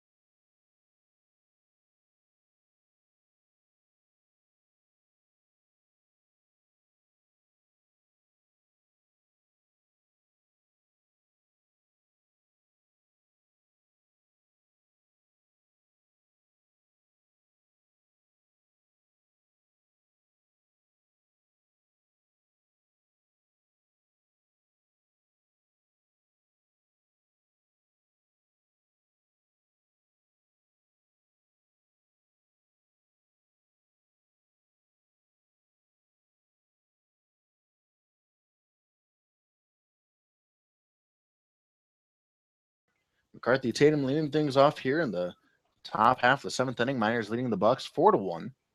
Connor Higgins back out for his 7th inning of work. He's at, I believe, 72 or 82? 82 pitches. 82 pitches. And if he can get through the 7th inning, that's going to be huge for the pitching staff because then we'll only have to, not delve that deep into the bullpen. and give some arms some more rest. It'd be 2 9-inning games tomorrow. That is, the third game will be played if it is all tied up. If it is necessary. But definitely, if we can pull out this first game, definitely the odds will be in our favor. The 1 gets 1 sawed off there. Swung on. This will Ooh. hug the line. I wonder if anybody's going to make it. And Ooh, Bissonette almost Great attempt. with a Derek Jeter-like diving play. Those are really hard, as the infielder. You got to figure out like which way you want to plant your glove, and those are just very difficult plays to make. But a 1-2 count here on McCarthy Tatum, who today is 0 for 2.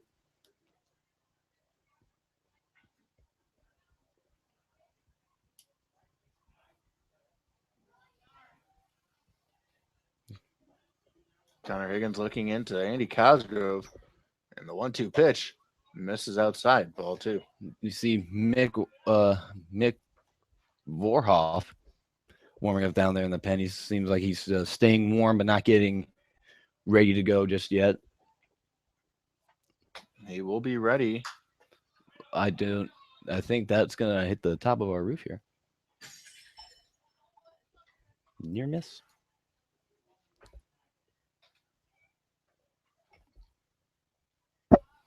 Definitely, I like foul ball situation is a lot scarier than that Mulcahy. Seeing those box seats, very gotta be on edge, gotta be alert. In fact, our window has been hit at Mulcahy a few times this year, and yeah, you've seen the glass/plastic glass, right in front of us, and you never really know until you experience it how sturdy that thing is, and I don't know, like I would never be comfortable. Definitely not. I would definitely not be comfortable. I'd be on edge all the time. As a 2-2 just misses outside, perhaps, as it's now a full count here on the leadoff man, McCarthy Tatum. You can hear my dad yelling, "Get the leadoff man!" That's what a lot of people hate, letting the leadoff man get on board, especially on a free pass. Yeah, it's a mindset. You've let the leadoff man on to start an inning. It's that little bit of momentum that can get a team's offense going.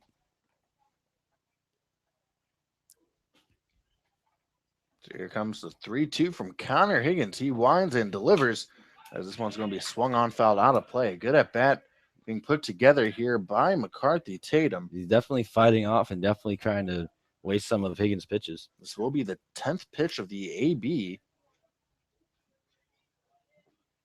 Thrown to Tatum as Bryant Harris waits on deck.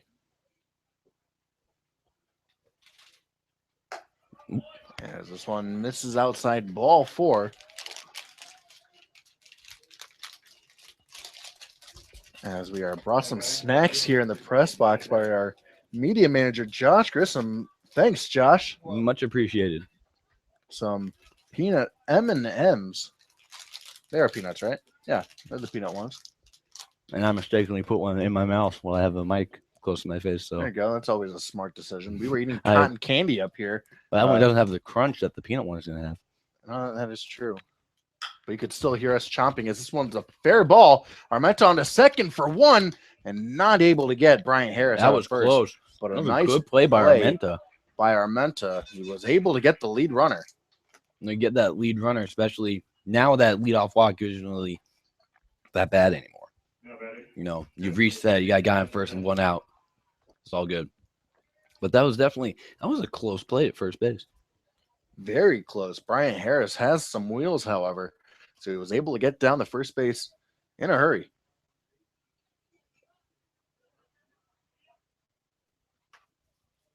As this now brings up the catcher, Alex Gwinnett. Looking for that ground ball double play right now.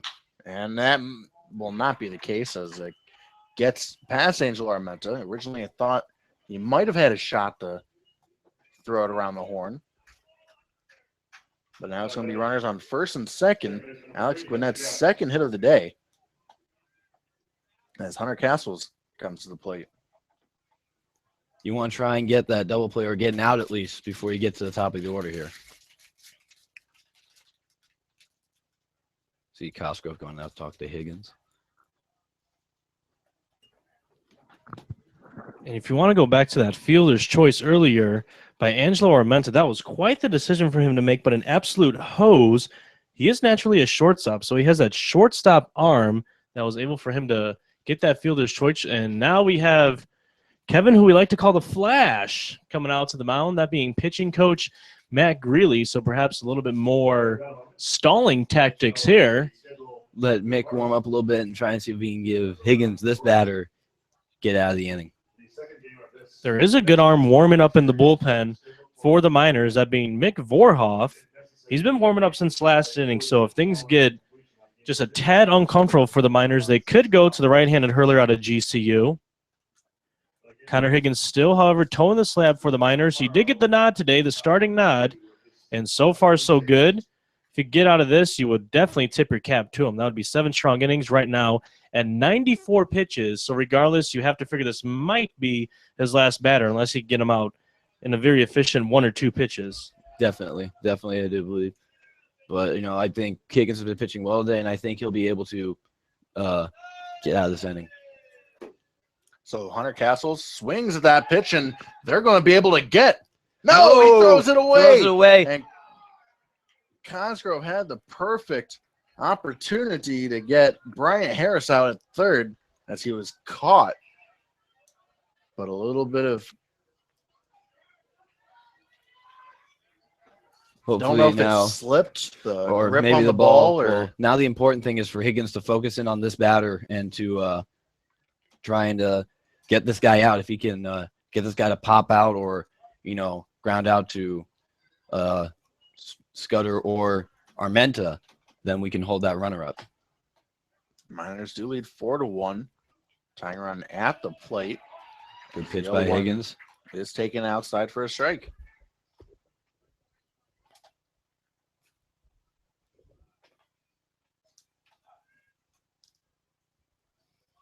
Higgins looks into the sign. Higgins sets, and the 0-2 pitch, it hits him. Now you wonder if the Miners might make a move here.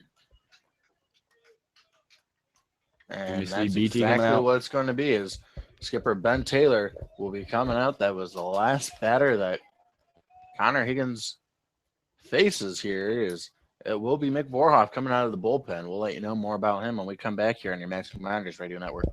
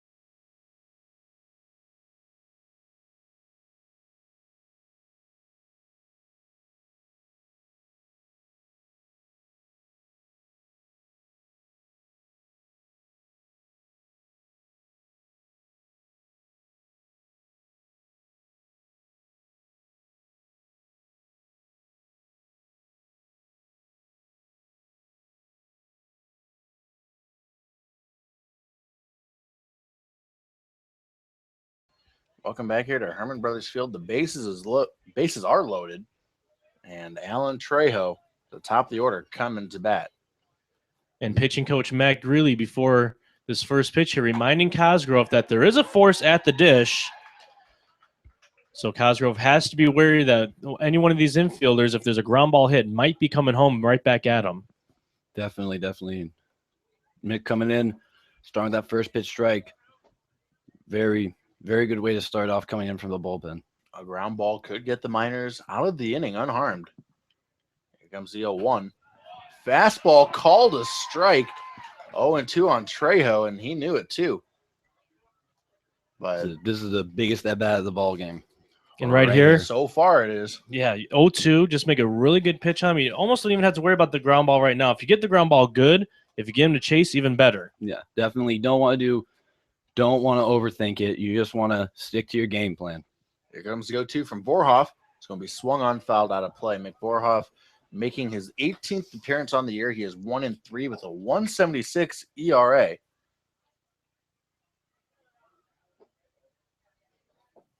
We'll see if he's got to stay on the attack here. He's got Trejo off balance.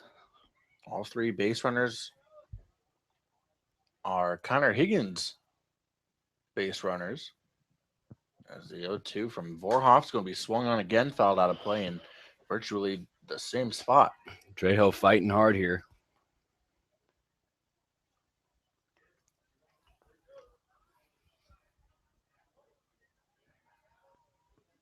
The Miners lead 4-1. The go-ahead run at the plate, which means a tying run over at first base.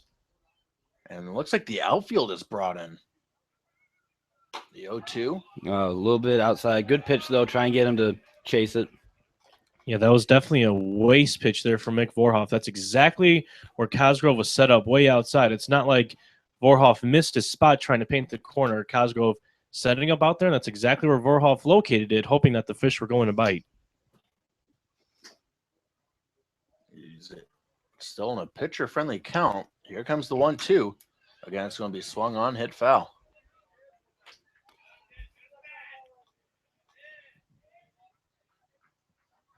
Feel the tension in the air. Is this a tougher situation for Vorhoff coming into the game with bases loaded, or on Alan Trejo, knowing that this could be the best opportunity you have to get yourself into the game? I think it's a hard situation for both players at this moment. And the 1-2 swung on and missed. Huge pitch from Vorhoff. Mick Vorhoff getting a very important strikeout here, getting Alan Trejo to go down on strikes. You see Trejo had a very defensive approach. He was just trying to foul off and get the right pitch. But the thing is, with Vorhoff, a guy who can throw, 91, 92, it's hard to have that approach with a fastball in the outside corner like that. Still not out of the woods yet, but definitely in a lot better position. And this is also a huge at-bat because on deck is arguably best hitter in the ABL. And now that forces the outfield to go in their normal positions. I mentioned the outfield was brought in. And this would be huge for the Miners if they can get out of this inning without surrendering a run. Very huge. Very, very huge. Mick falls behind 1-0, though. Here comes the pitch. Fastball called a pitch. strike here on LJ Hatch, who today is 1 for 2. He ripped a double in his last at-bat and his only hit of the ball game. Definitely want to, as I said, not out of the woods yet, but definitely a huge strikeout by Mick Vorhoff. Vorhoff sets. Here comes the 1-1. Breaking ball. Oh, that ball's lifted. Popped up as Garrison Schwartz, his GCU teammate, makes the grab, and the Bucs strand the bases loaded. Miners still leading by a score of 4-1 as we now head to the bottom half of the seventh inning. Seventh inning stretch time here at Herman Brothers Field, as it's going to be Harry Carey singing "Take Me Out to the Ball Game" here on your Match Miners Radio Network.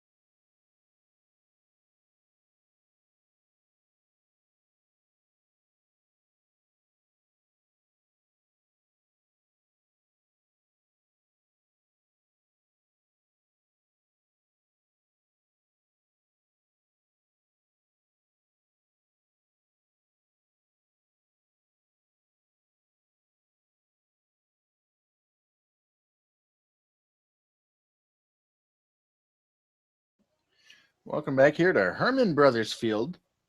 As Miners still leading the Bucs by a score of 4-1 here in the bottom half of the 7th inning. First pitch to Jacob Huey's going to be taking outside ball 1. There's still Zach Reed out on the mound, out for his 3rd inning of work. There comes the 1-0.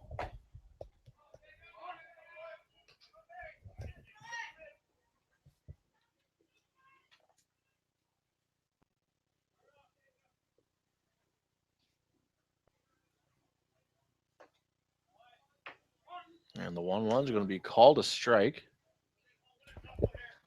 So 1-2 now here on Jacob Huey, the leadoff man here today. Jacob 0 for 3. And a 1-2. Nice breaking ball by Reed. But it was not caught by Alex Gwinnett, so he couldn't frame the pitch. So the count now moves to 2-2. Miners spend their mornings lifting, running, and staying in shape by visiting the Alaska Club. Visit them in Anchorage, Eagle River, Fairbanks, Juneau, and the Matsu Valley. Visit www.thealaskaclub.com as Jacob Huey is nailed in the back. And you know what? Don't be surprised you see a pinch runner in this situation. This late in the ball game, being the 7th inning, Jacob Huey hit by a pitch. Every run is going to count. He just got nailed in the numbers. So the leadoff man aboard for the 4th straight inning.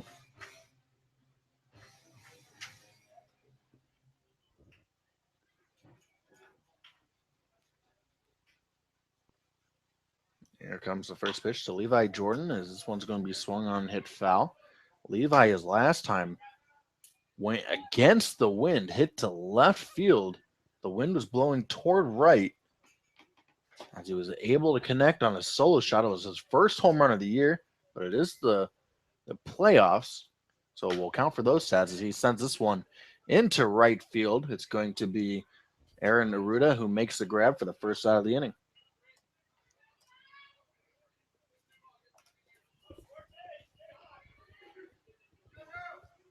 I'd like to thank Kevin Christopher for joining us for, what was that, 4 innings of work. He came on in the 3rd inning, and it was always nice to have him here on air.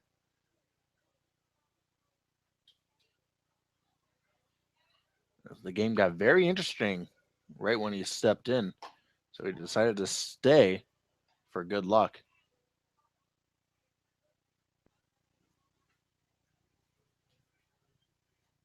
And the rain's still coming down.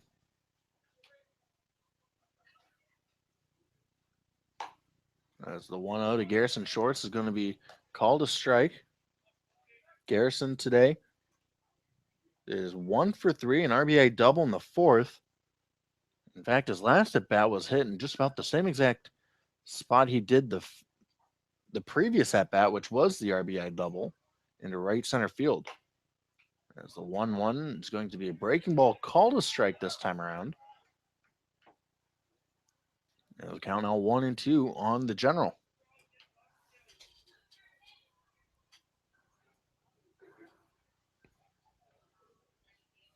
Reed sets.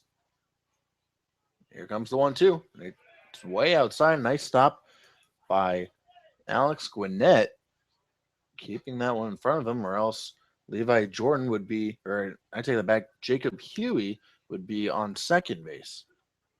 And Miners closer Jordan Floyd warming up out now in the bullpen. I would imagine Mick Vorhoff is probably going to go into the 8th inning. If he runs into a little bit of trouble, they will go to Floyd. He'll be ready. If Vorhoff is not getting into any trouble, then perhaps they'll just wait for Floyd until the 9th inning, or perhaps they'll bring in Floyd with a couple outs is what I'm imagining. Could also come in for the 2-inning save. It's not likely, but it is possible, especially in the playoffs.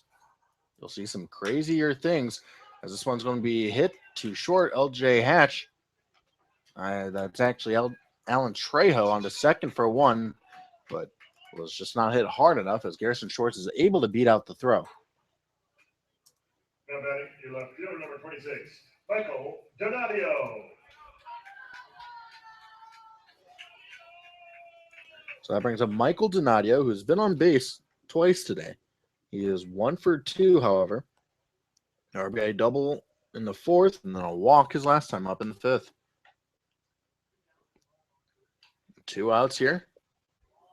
And the first pitch from Reed's going to be taken inside, ball 1. Miners with a 4-1 lead over the Anchorage Bucs. But the Bucs are definitely not out of it.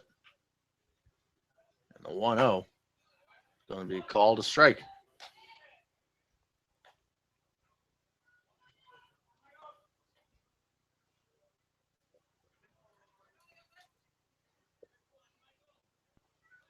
Reed sets. Here comes the 1-1. Another breaking ball. It's going to be called a strike. So 1-2 now here on Michael Donadio. And this is something we would like the Miners to see. We would like them to keep attacking those runs and further distance themselves away from everybody or from the Bucs in this ball game. As this one way outside, another nice stop by Gwinnett.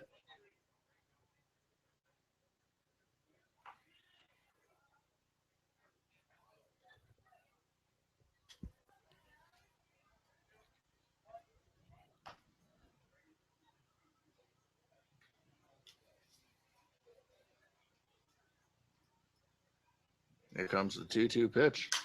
It's going to be popped up in left center field. It's going to be the left fielder, Bryant Harris, who makes the running grab, and the inning is over. So we will now head to the top of the 8th inning here on your Maxi Miners Radio Network.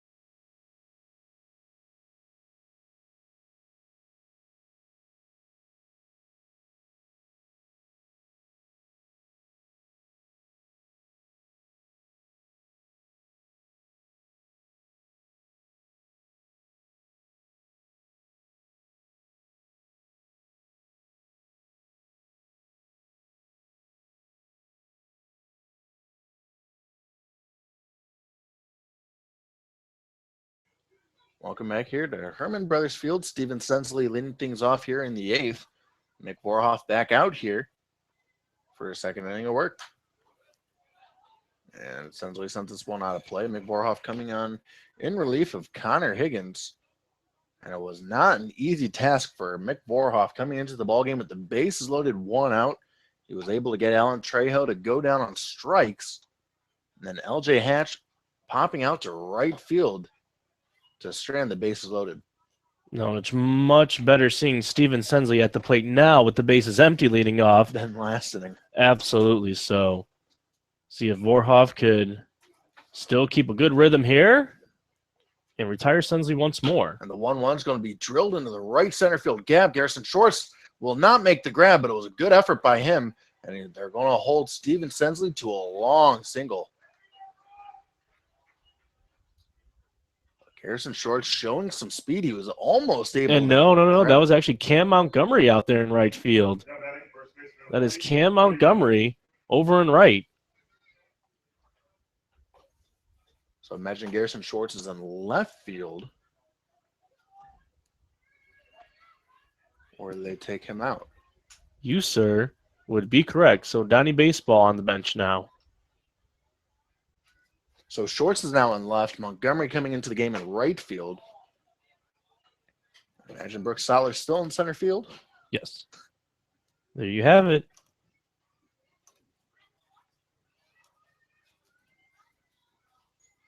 So Montgomery coming into the ball game for Michael Donadio as the 1-0 is going to be popped up, and this will reach the seats.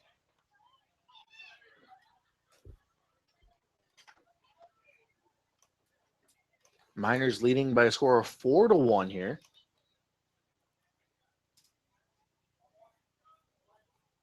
As this is the very first round of the playoffs. Game 1 it is. Very important game for both of these teams. That's the Miners with the upper hand so far. The 1-1 is going to be swung on and missed here by Cody Reynolds.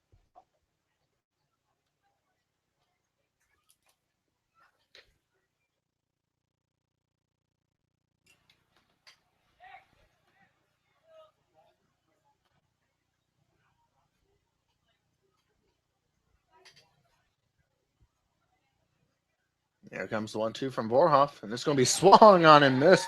The second strikeout for McVorhoff here of the ball game, and the first out here of the inning, as now Aaron Aruda steps in. Right fielder number 7, Aaron Aruda.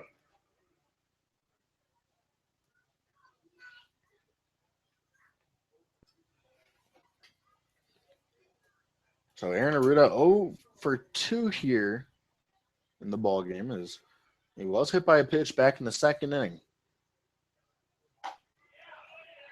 And the first pitch to Aruda is going to be taken for a strike.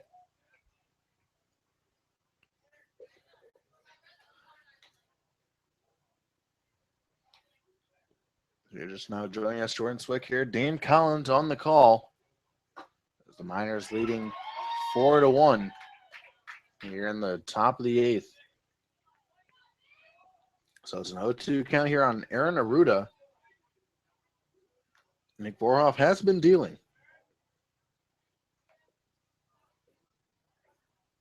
Essentially gets his lead over at first. Vorhoff sets in the 0-2 pitch. Fastball called, strike 3. The third strikeout in five batters that Vorhoff has faced here today.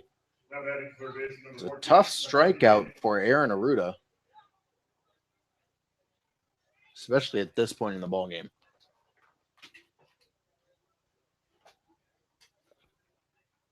So that brings up McCarthy Tatum, who today is 0 for 2.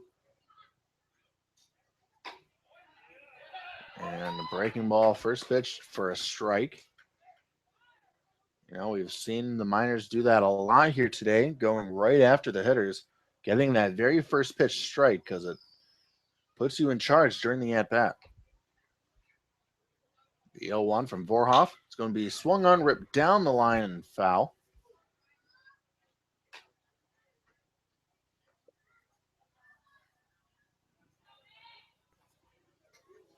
So an 0-2 count here on McCarthy Tatum. One base runner on for the Bucs right now, and that's being Steven Sensley. Here comes the 0-2 pitch from Vorhoff. Just outside. I think that was right around the same spot that Aruda was rung up on.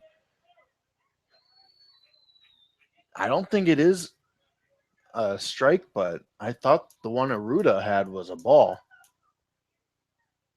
But here comes the 1-2. This one's going to be hit right back to Vorhoff, and he's going to underhand toss this over to first, and the inning is over. So we will now head to the bottom half of the 8th inning. Miners leading 4-1 here on your Maxu Miners Radio Network.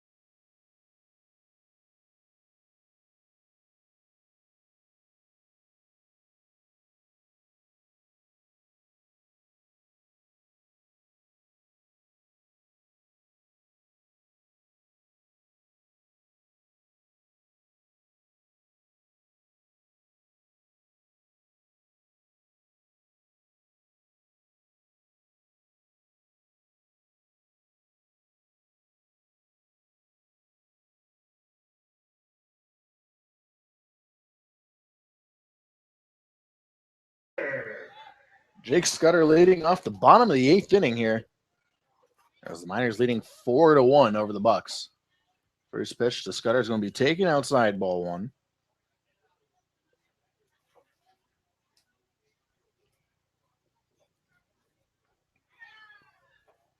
Zach Reed's still out on the mound.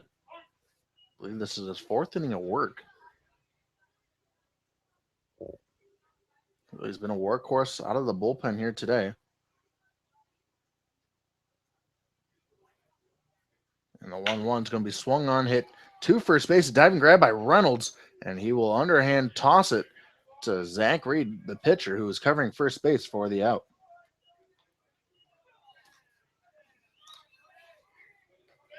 Now batting your shortstop, number 6, Josh Bissonnette.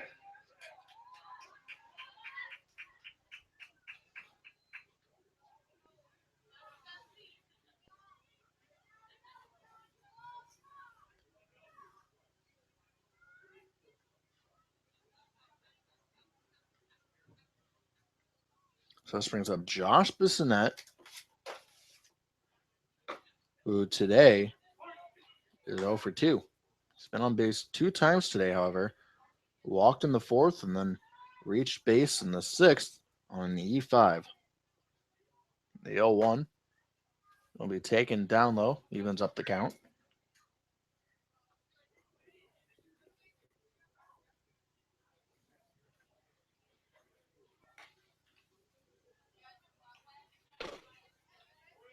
There's the 1-1's going to be called a strike here on Bissonnette. 1-2 now.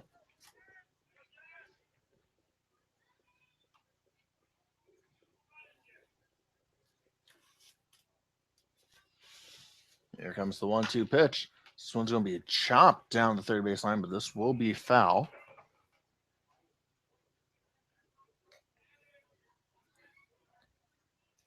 I'd like to thank everybody tuning into this broadcast. As you can see, 50 viewers right now has been the most that we've received so far this season. And why not? It's playoff time, so it all comes down to these remaining games here. As Bissonnette pops this one out to right field. Second out of the inning.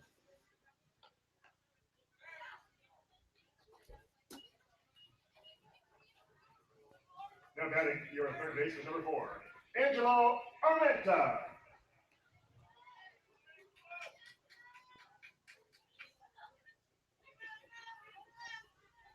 So Angelo Armenta stepping in. One of 2 Miners today with home runs. He was the first to do it in this ball game, which gave the Miners the first lead of the ball game. It was a 1-0 lead after the solo shot of Armenta in the 3rd. Levi Jordan also connecting with the home run of his own here in game 1.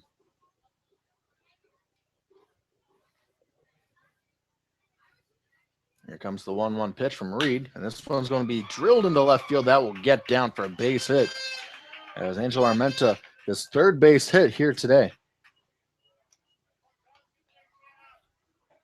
So a 2-out base runner for the Miners as Andy Cosgrove now coming to the plate.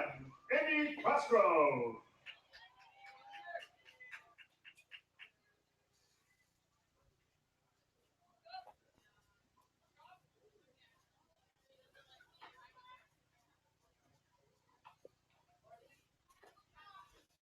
So Cosgrove today 1 for 3, a double in his first at bat in the 3rd inning.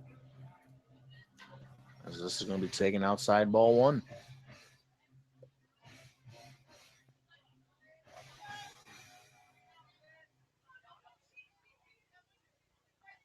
Here comes the 1-0. Swung on and missed. Evens up the count.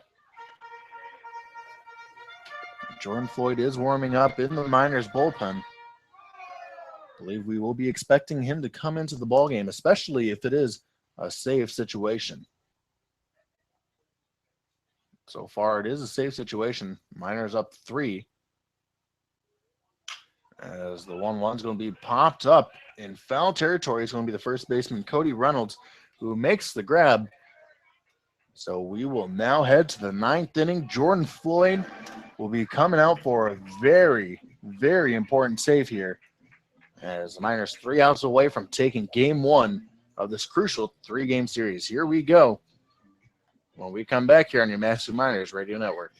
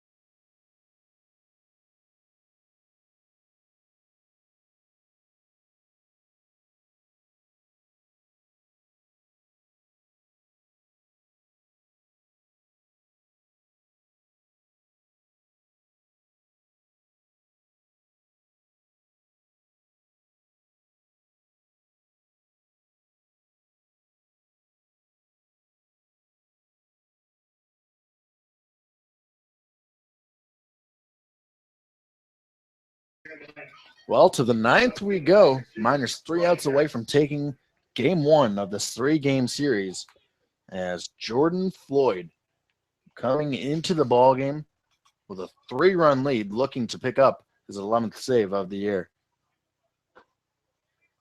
So stepping into the batter's box will be Bryant Harris, the left fielder, as he is 0 for 2 here today. The 1-0 is going to be swung on and missed.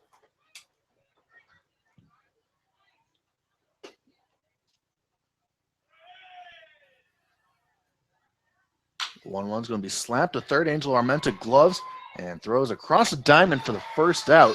A very big out. Armenta has been absolutely huge in this ball game. Not only offensively with his home run earlier, that was the first run of the ball game, but also defensively, he's been an absolute stud over there at third base tonight for the Miners here in Game 1 of the ABL playoffs. So now it brings up Alex Gwinnett, who today is 2 for 3.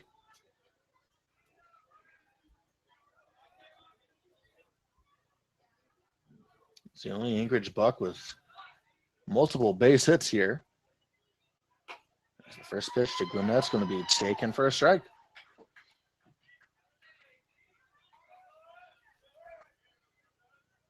The rain's still coming down, as right after the game, you can pretty much bet that the tarps are going to be coming out in a hurry. As the 0-1 is going to miss outside and even up the count. And Gwinnett over and over again trying the hardest he could do. He's stepping out of the box every single pitch here on Jordan Floyd. And Jordan Floyd, as soon as Gwinnett's ready, Floyd's ready to go, firing away. The 1-1 is going to be fouled back to the backstop. 1-2 now, the count. And now Floyd's going to play a little bit of Gwinnett's game. He knows that the Bucs catcher is going to step out, so why not step back yourself, collect your thoughts? You're ahead of the count here, 1-2. Make a good pitch on him. You don't have to worry about his antics at the plate. You'll send him right back to the dugout. Here comes the 1-2 from Floyd, as this one's going to be swung on, fouled out of play. Now with outdoor seating, you can enjoy a refreshing drink and good friends outdoors in the Alaska sunshine. Located in downtown Palmer, the Palmer Bar is a great place to grab a bite to eat and take in the sights. Call 907-745-3041 today. Here comes the 1-2 from Jordan Floyd. Just misses. Evens up the count 2-2.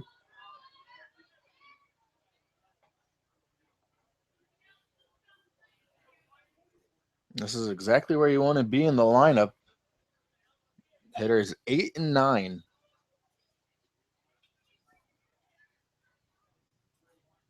Here comes the 2-2 from Floyd. Swung on and missed. The Miners now 1 out away from taking this very first game of the series.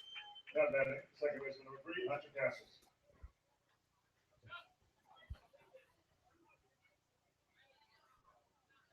So now that brings up the 9 hitter and Hunter Castles, who is 1 for 2 here today. Single in the 5th. He was hit by a pitch his last time in the 7th. That hit by a pitch loaded the bases at the time. It was Connor Higgins' last batter. Connor Higgins actually had him down in the count 0-2 before plunking Castles. But then it was Mick Vorhoff who came in. And what an outing from Vorhoff it was. 1 2/3 solid innings, giving up 1 hit, did not surrender a run, did not walk a batter, striking out 3. The 1-0 is going to be fouled into the glove. Evens up the count.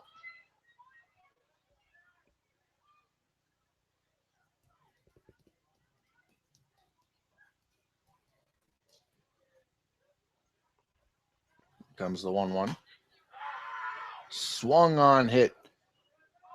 It is a foul ball, as I believe it goes off of the leg of Hunter Castles.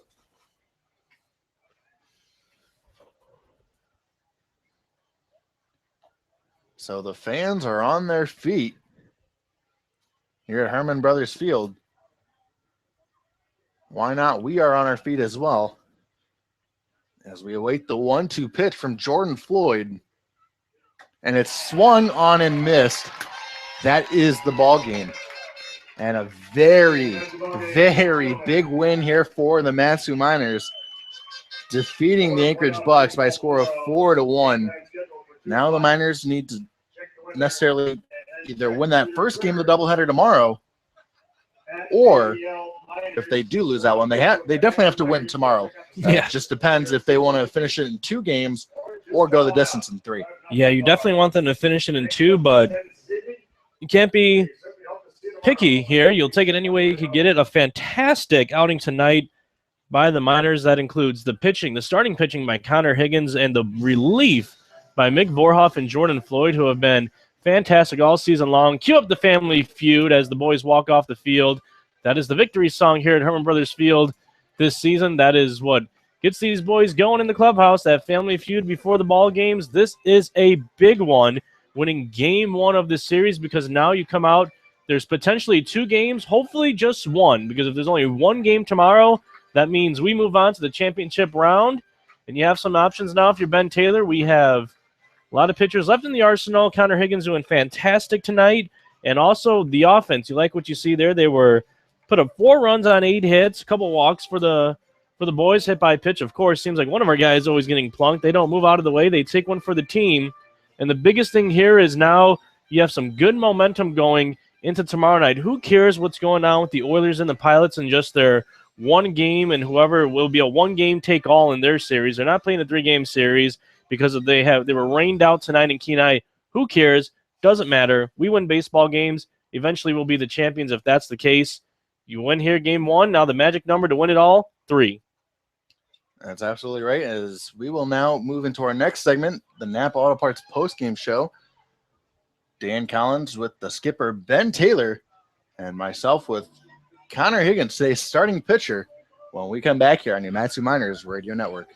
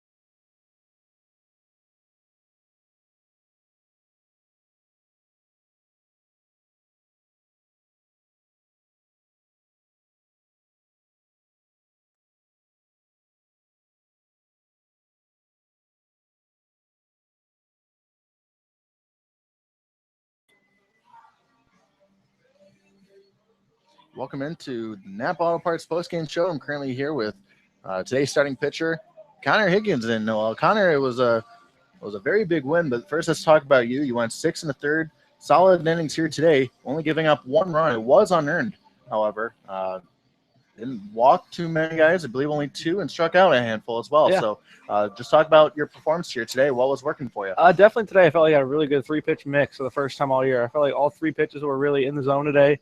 Took a couple hits. I gave up a couple hanging changeups and slider. But, yeah, mostly the fastball was my saving grace today, just getting hitters out all day with ground balls with the fastball, really. Well, it could not have come at a better time. Game 1 of the 3-game series here, and technically the semifinals of the Top of the World Series. So let's talk a little bit about the relief pitching. Mick Vorhoff coming into the ball game with the bases loaded. He was able to retire the next 2. Just talk about his performance. Oh, yeah, those today. guys have been huge, especially Mick and Floyd. But, yeah, Mick coming in with the base load, 1 out and getting a strikeout, and then getting 2 outs, absolutely huge, and then gets a fly out. That was huge for us. I think that put them to bed, really, and kind of put the game on hold right there. So that was huge. And then Floyd's just Floyd every time in the 9th. So looking forward to tomorrow. Definitely. You can definitely breathe as a Matsu Miners fan. When either Mick Vorhoff or Jordan Floyd will be taking the mound. So it's always nice to have those solid relievers in the back end of the bullpen. So today the Miners defeating the Bucs by a score of 4-1. Just talk about how huge it is and setting the tone here in the series, taking game 1. Oh, yeah, game 1 is always huge because then now being the Bucs, it's a constant game of catch-up. So now we're in the driver's seat now. We have no pressure in the world. Just go out and play our game tomorrow and see what happens. Absolutely. Connor, congratulations on a game. Thank you very Good luck much. tomorrow. Thank you. Absolutely. We'll be right back here. Our Dan Collins will be with skipper Ben Taylor when we come back on your Matsu Miners Radio Network.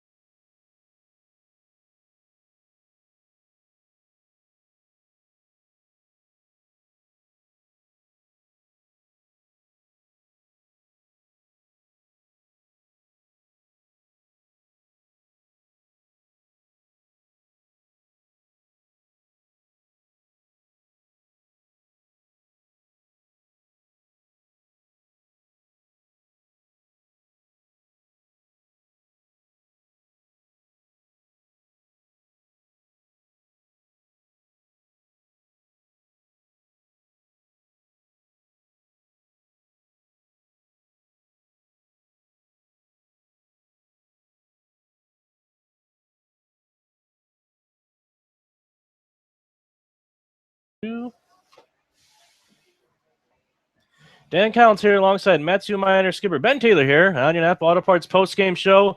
A 4-1 victory for the boys in green and yellow tonight.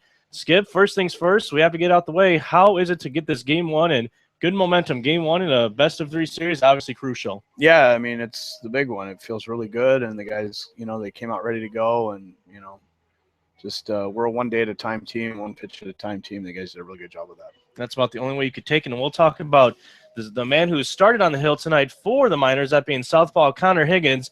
What did he do? Well, 6 1/3 innings, no earned runs. He did give up the 1, but the Miners victorious 4-1. What did you see? You gave the ball to Higgins here for game 1, and I'm sure you liked what you saw there from the southpaw. Yeah, I mean, he was on full rest, and, this guy, Higgy's made as big of a jump as anybody on our club, this summer, maturity-wise and stuff-wise, and, we really trust him, and he did a fantastic job. And, of course, you're asked almost every single time you're up from the post-game show, especially during the victories, just an outstanding performance by the guys in the pen tonight, that being Mick Vorhoff and Jordan Floyd. You don't expect anything else but solid outings from them, but that's exactly what we saw tonight. So I'm watching these guys wrestle out on the field. Definitely impressive work there by the boys out of the pen. Yeah, the bullpen, I mean, that's what they do. It's turn it over to those guys and a lot of trust and go get them. And absolutely. We talked about it a little bit before we jumped on here inside the booth. A couple of dingers tonight, one from Levi Jordan. It was actually into the wind, and then one by Armento. So it was good to see a couple of home runs here tonight at Herman Brothers Field. Huh? Yeah, the swings were short tonight. Guys put some put some charges in the balls, and it was good. It was a good night for us. So you now obviously taking game one. Hopefully, we'll only have one more game tomorrow. At most, we'll play two. So what's the message heading into the afternoon game tomorrow night for these Just boys? win the pitch that's in front of you and go from there. All right, well, Coach, congratulations Thanks, on man. winning game one. When we come back, it'll be myself and broadcast partner Jordan Swick wrapping it up here on your Napa Auto Parts postgame show.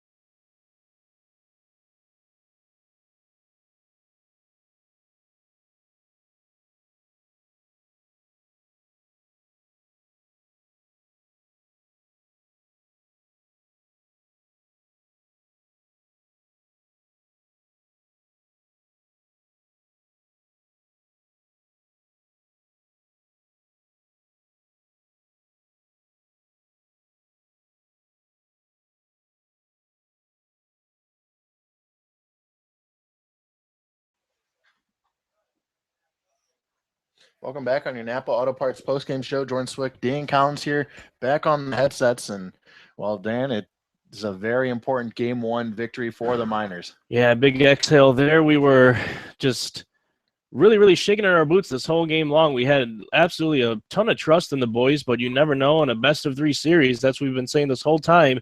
But now we put ourselves in great position, at least in this round. You have to take it one game at a time, or as head coach Ben Taylor would like to say, even one pitch at a time. So you take game one here tonight, and you put the Bucs on the ropes. If they want to get past us, well, they have to win 2 9-inning games tomorrow. So that's hard for any team in this ABL to do, especially when you have to do it against a first-place team like the Matsu Miners. They threw one of their bigger names, Mulvaney, at us tonight. Didn't get the job done. We have a couple good arms left in our arsenal, so the Miners in good shape. You still have to take care of business, and what you really want to do is hopefully you can take that game too, because it will set them up beautifully if they don't have to play a whole extra game of baseball. Of course, you can't get picky. We'll get to the championship round any way we can, but one day at a time, one game at a time, one pitch at a time. That's absolutely right. Fortunately, the Miners do have a plethora of arms to start for the ball club, so it's going to be very important for them. But they're very fortunate that they have all these big name players who can step up in a moment's notice, and that's exactly what Connor Higgins did here tonight. Absolutely, yeah. Connor Higgins is absolutely spectacular. That's why he was our Napa Auto Parts post-game show player of the game and the guy that you interviewed. And, Skipper Ben Taylor, that's why he gave it to him in game one, because he had trust in him, and lo and behold, he proved his coach right. Connor Higgins doing a fantastic job starting on the hill tonight for the Miners. And you know what? Another thing is, how's about tip your cap to the hitting? They come in the conditions like this against one of the better pitchers, if not the best pitcher on this Bucs pitching staff, and Justin Mulvaney, and they put up a few runs against him. It was just enough to get the job done, especially when you have solid pitching like the Matsu Miners do, that being, at least tonight, the trio of Connor Higgins, Mick Vorhoff, and Jordan Floyd. Absolutely. Well, that just about wraps things up here in your Napa Auto Parts postgame show, as we would like to send a few thank yous before we sign off air. First to Pete and Denise Christopher, as well as our media manager, Josh Grissom. Also, we would like to extend our gratitude to Kevin Christopher, the general manager's son, who came on and provided 4 very good innings of color commentary for us. So thanks to all those people that we mentioned. So for my broadcast partner, Dan Collins, I'm Jordan Swick saying so long here from Herman Brothers Field as the Miners defeat the Anchorage Bucs by a score of 4-1 tomorrow. The Miners will have a 2:00 game. The first, that's the time the first game will start. So 1:55 pregame show. Yep. Here in Napa Auto Parts pregame show tomorrow. So stay tuned for that. And until then, we'll catch you on the flip side here on your Maxi Miners Radio Network.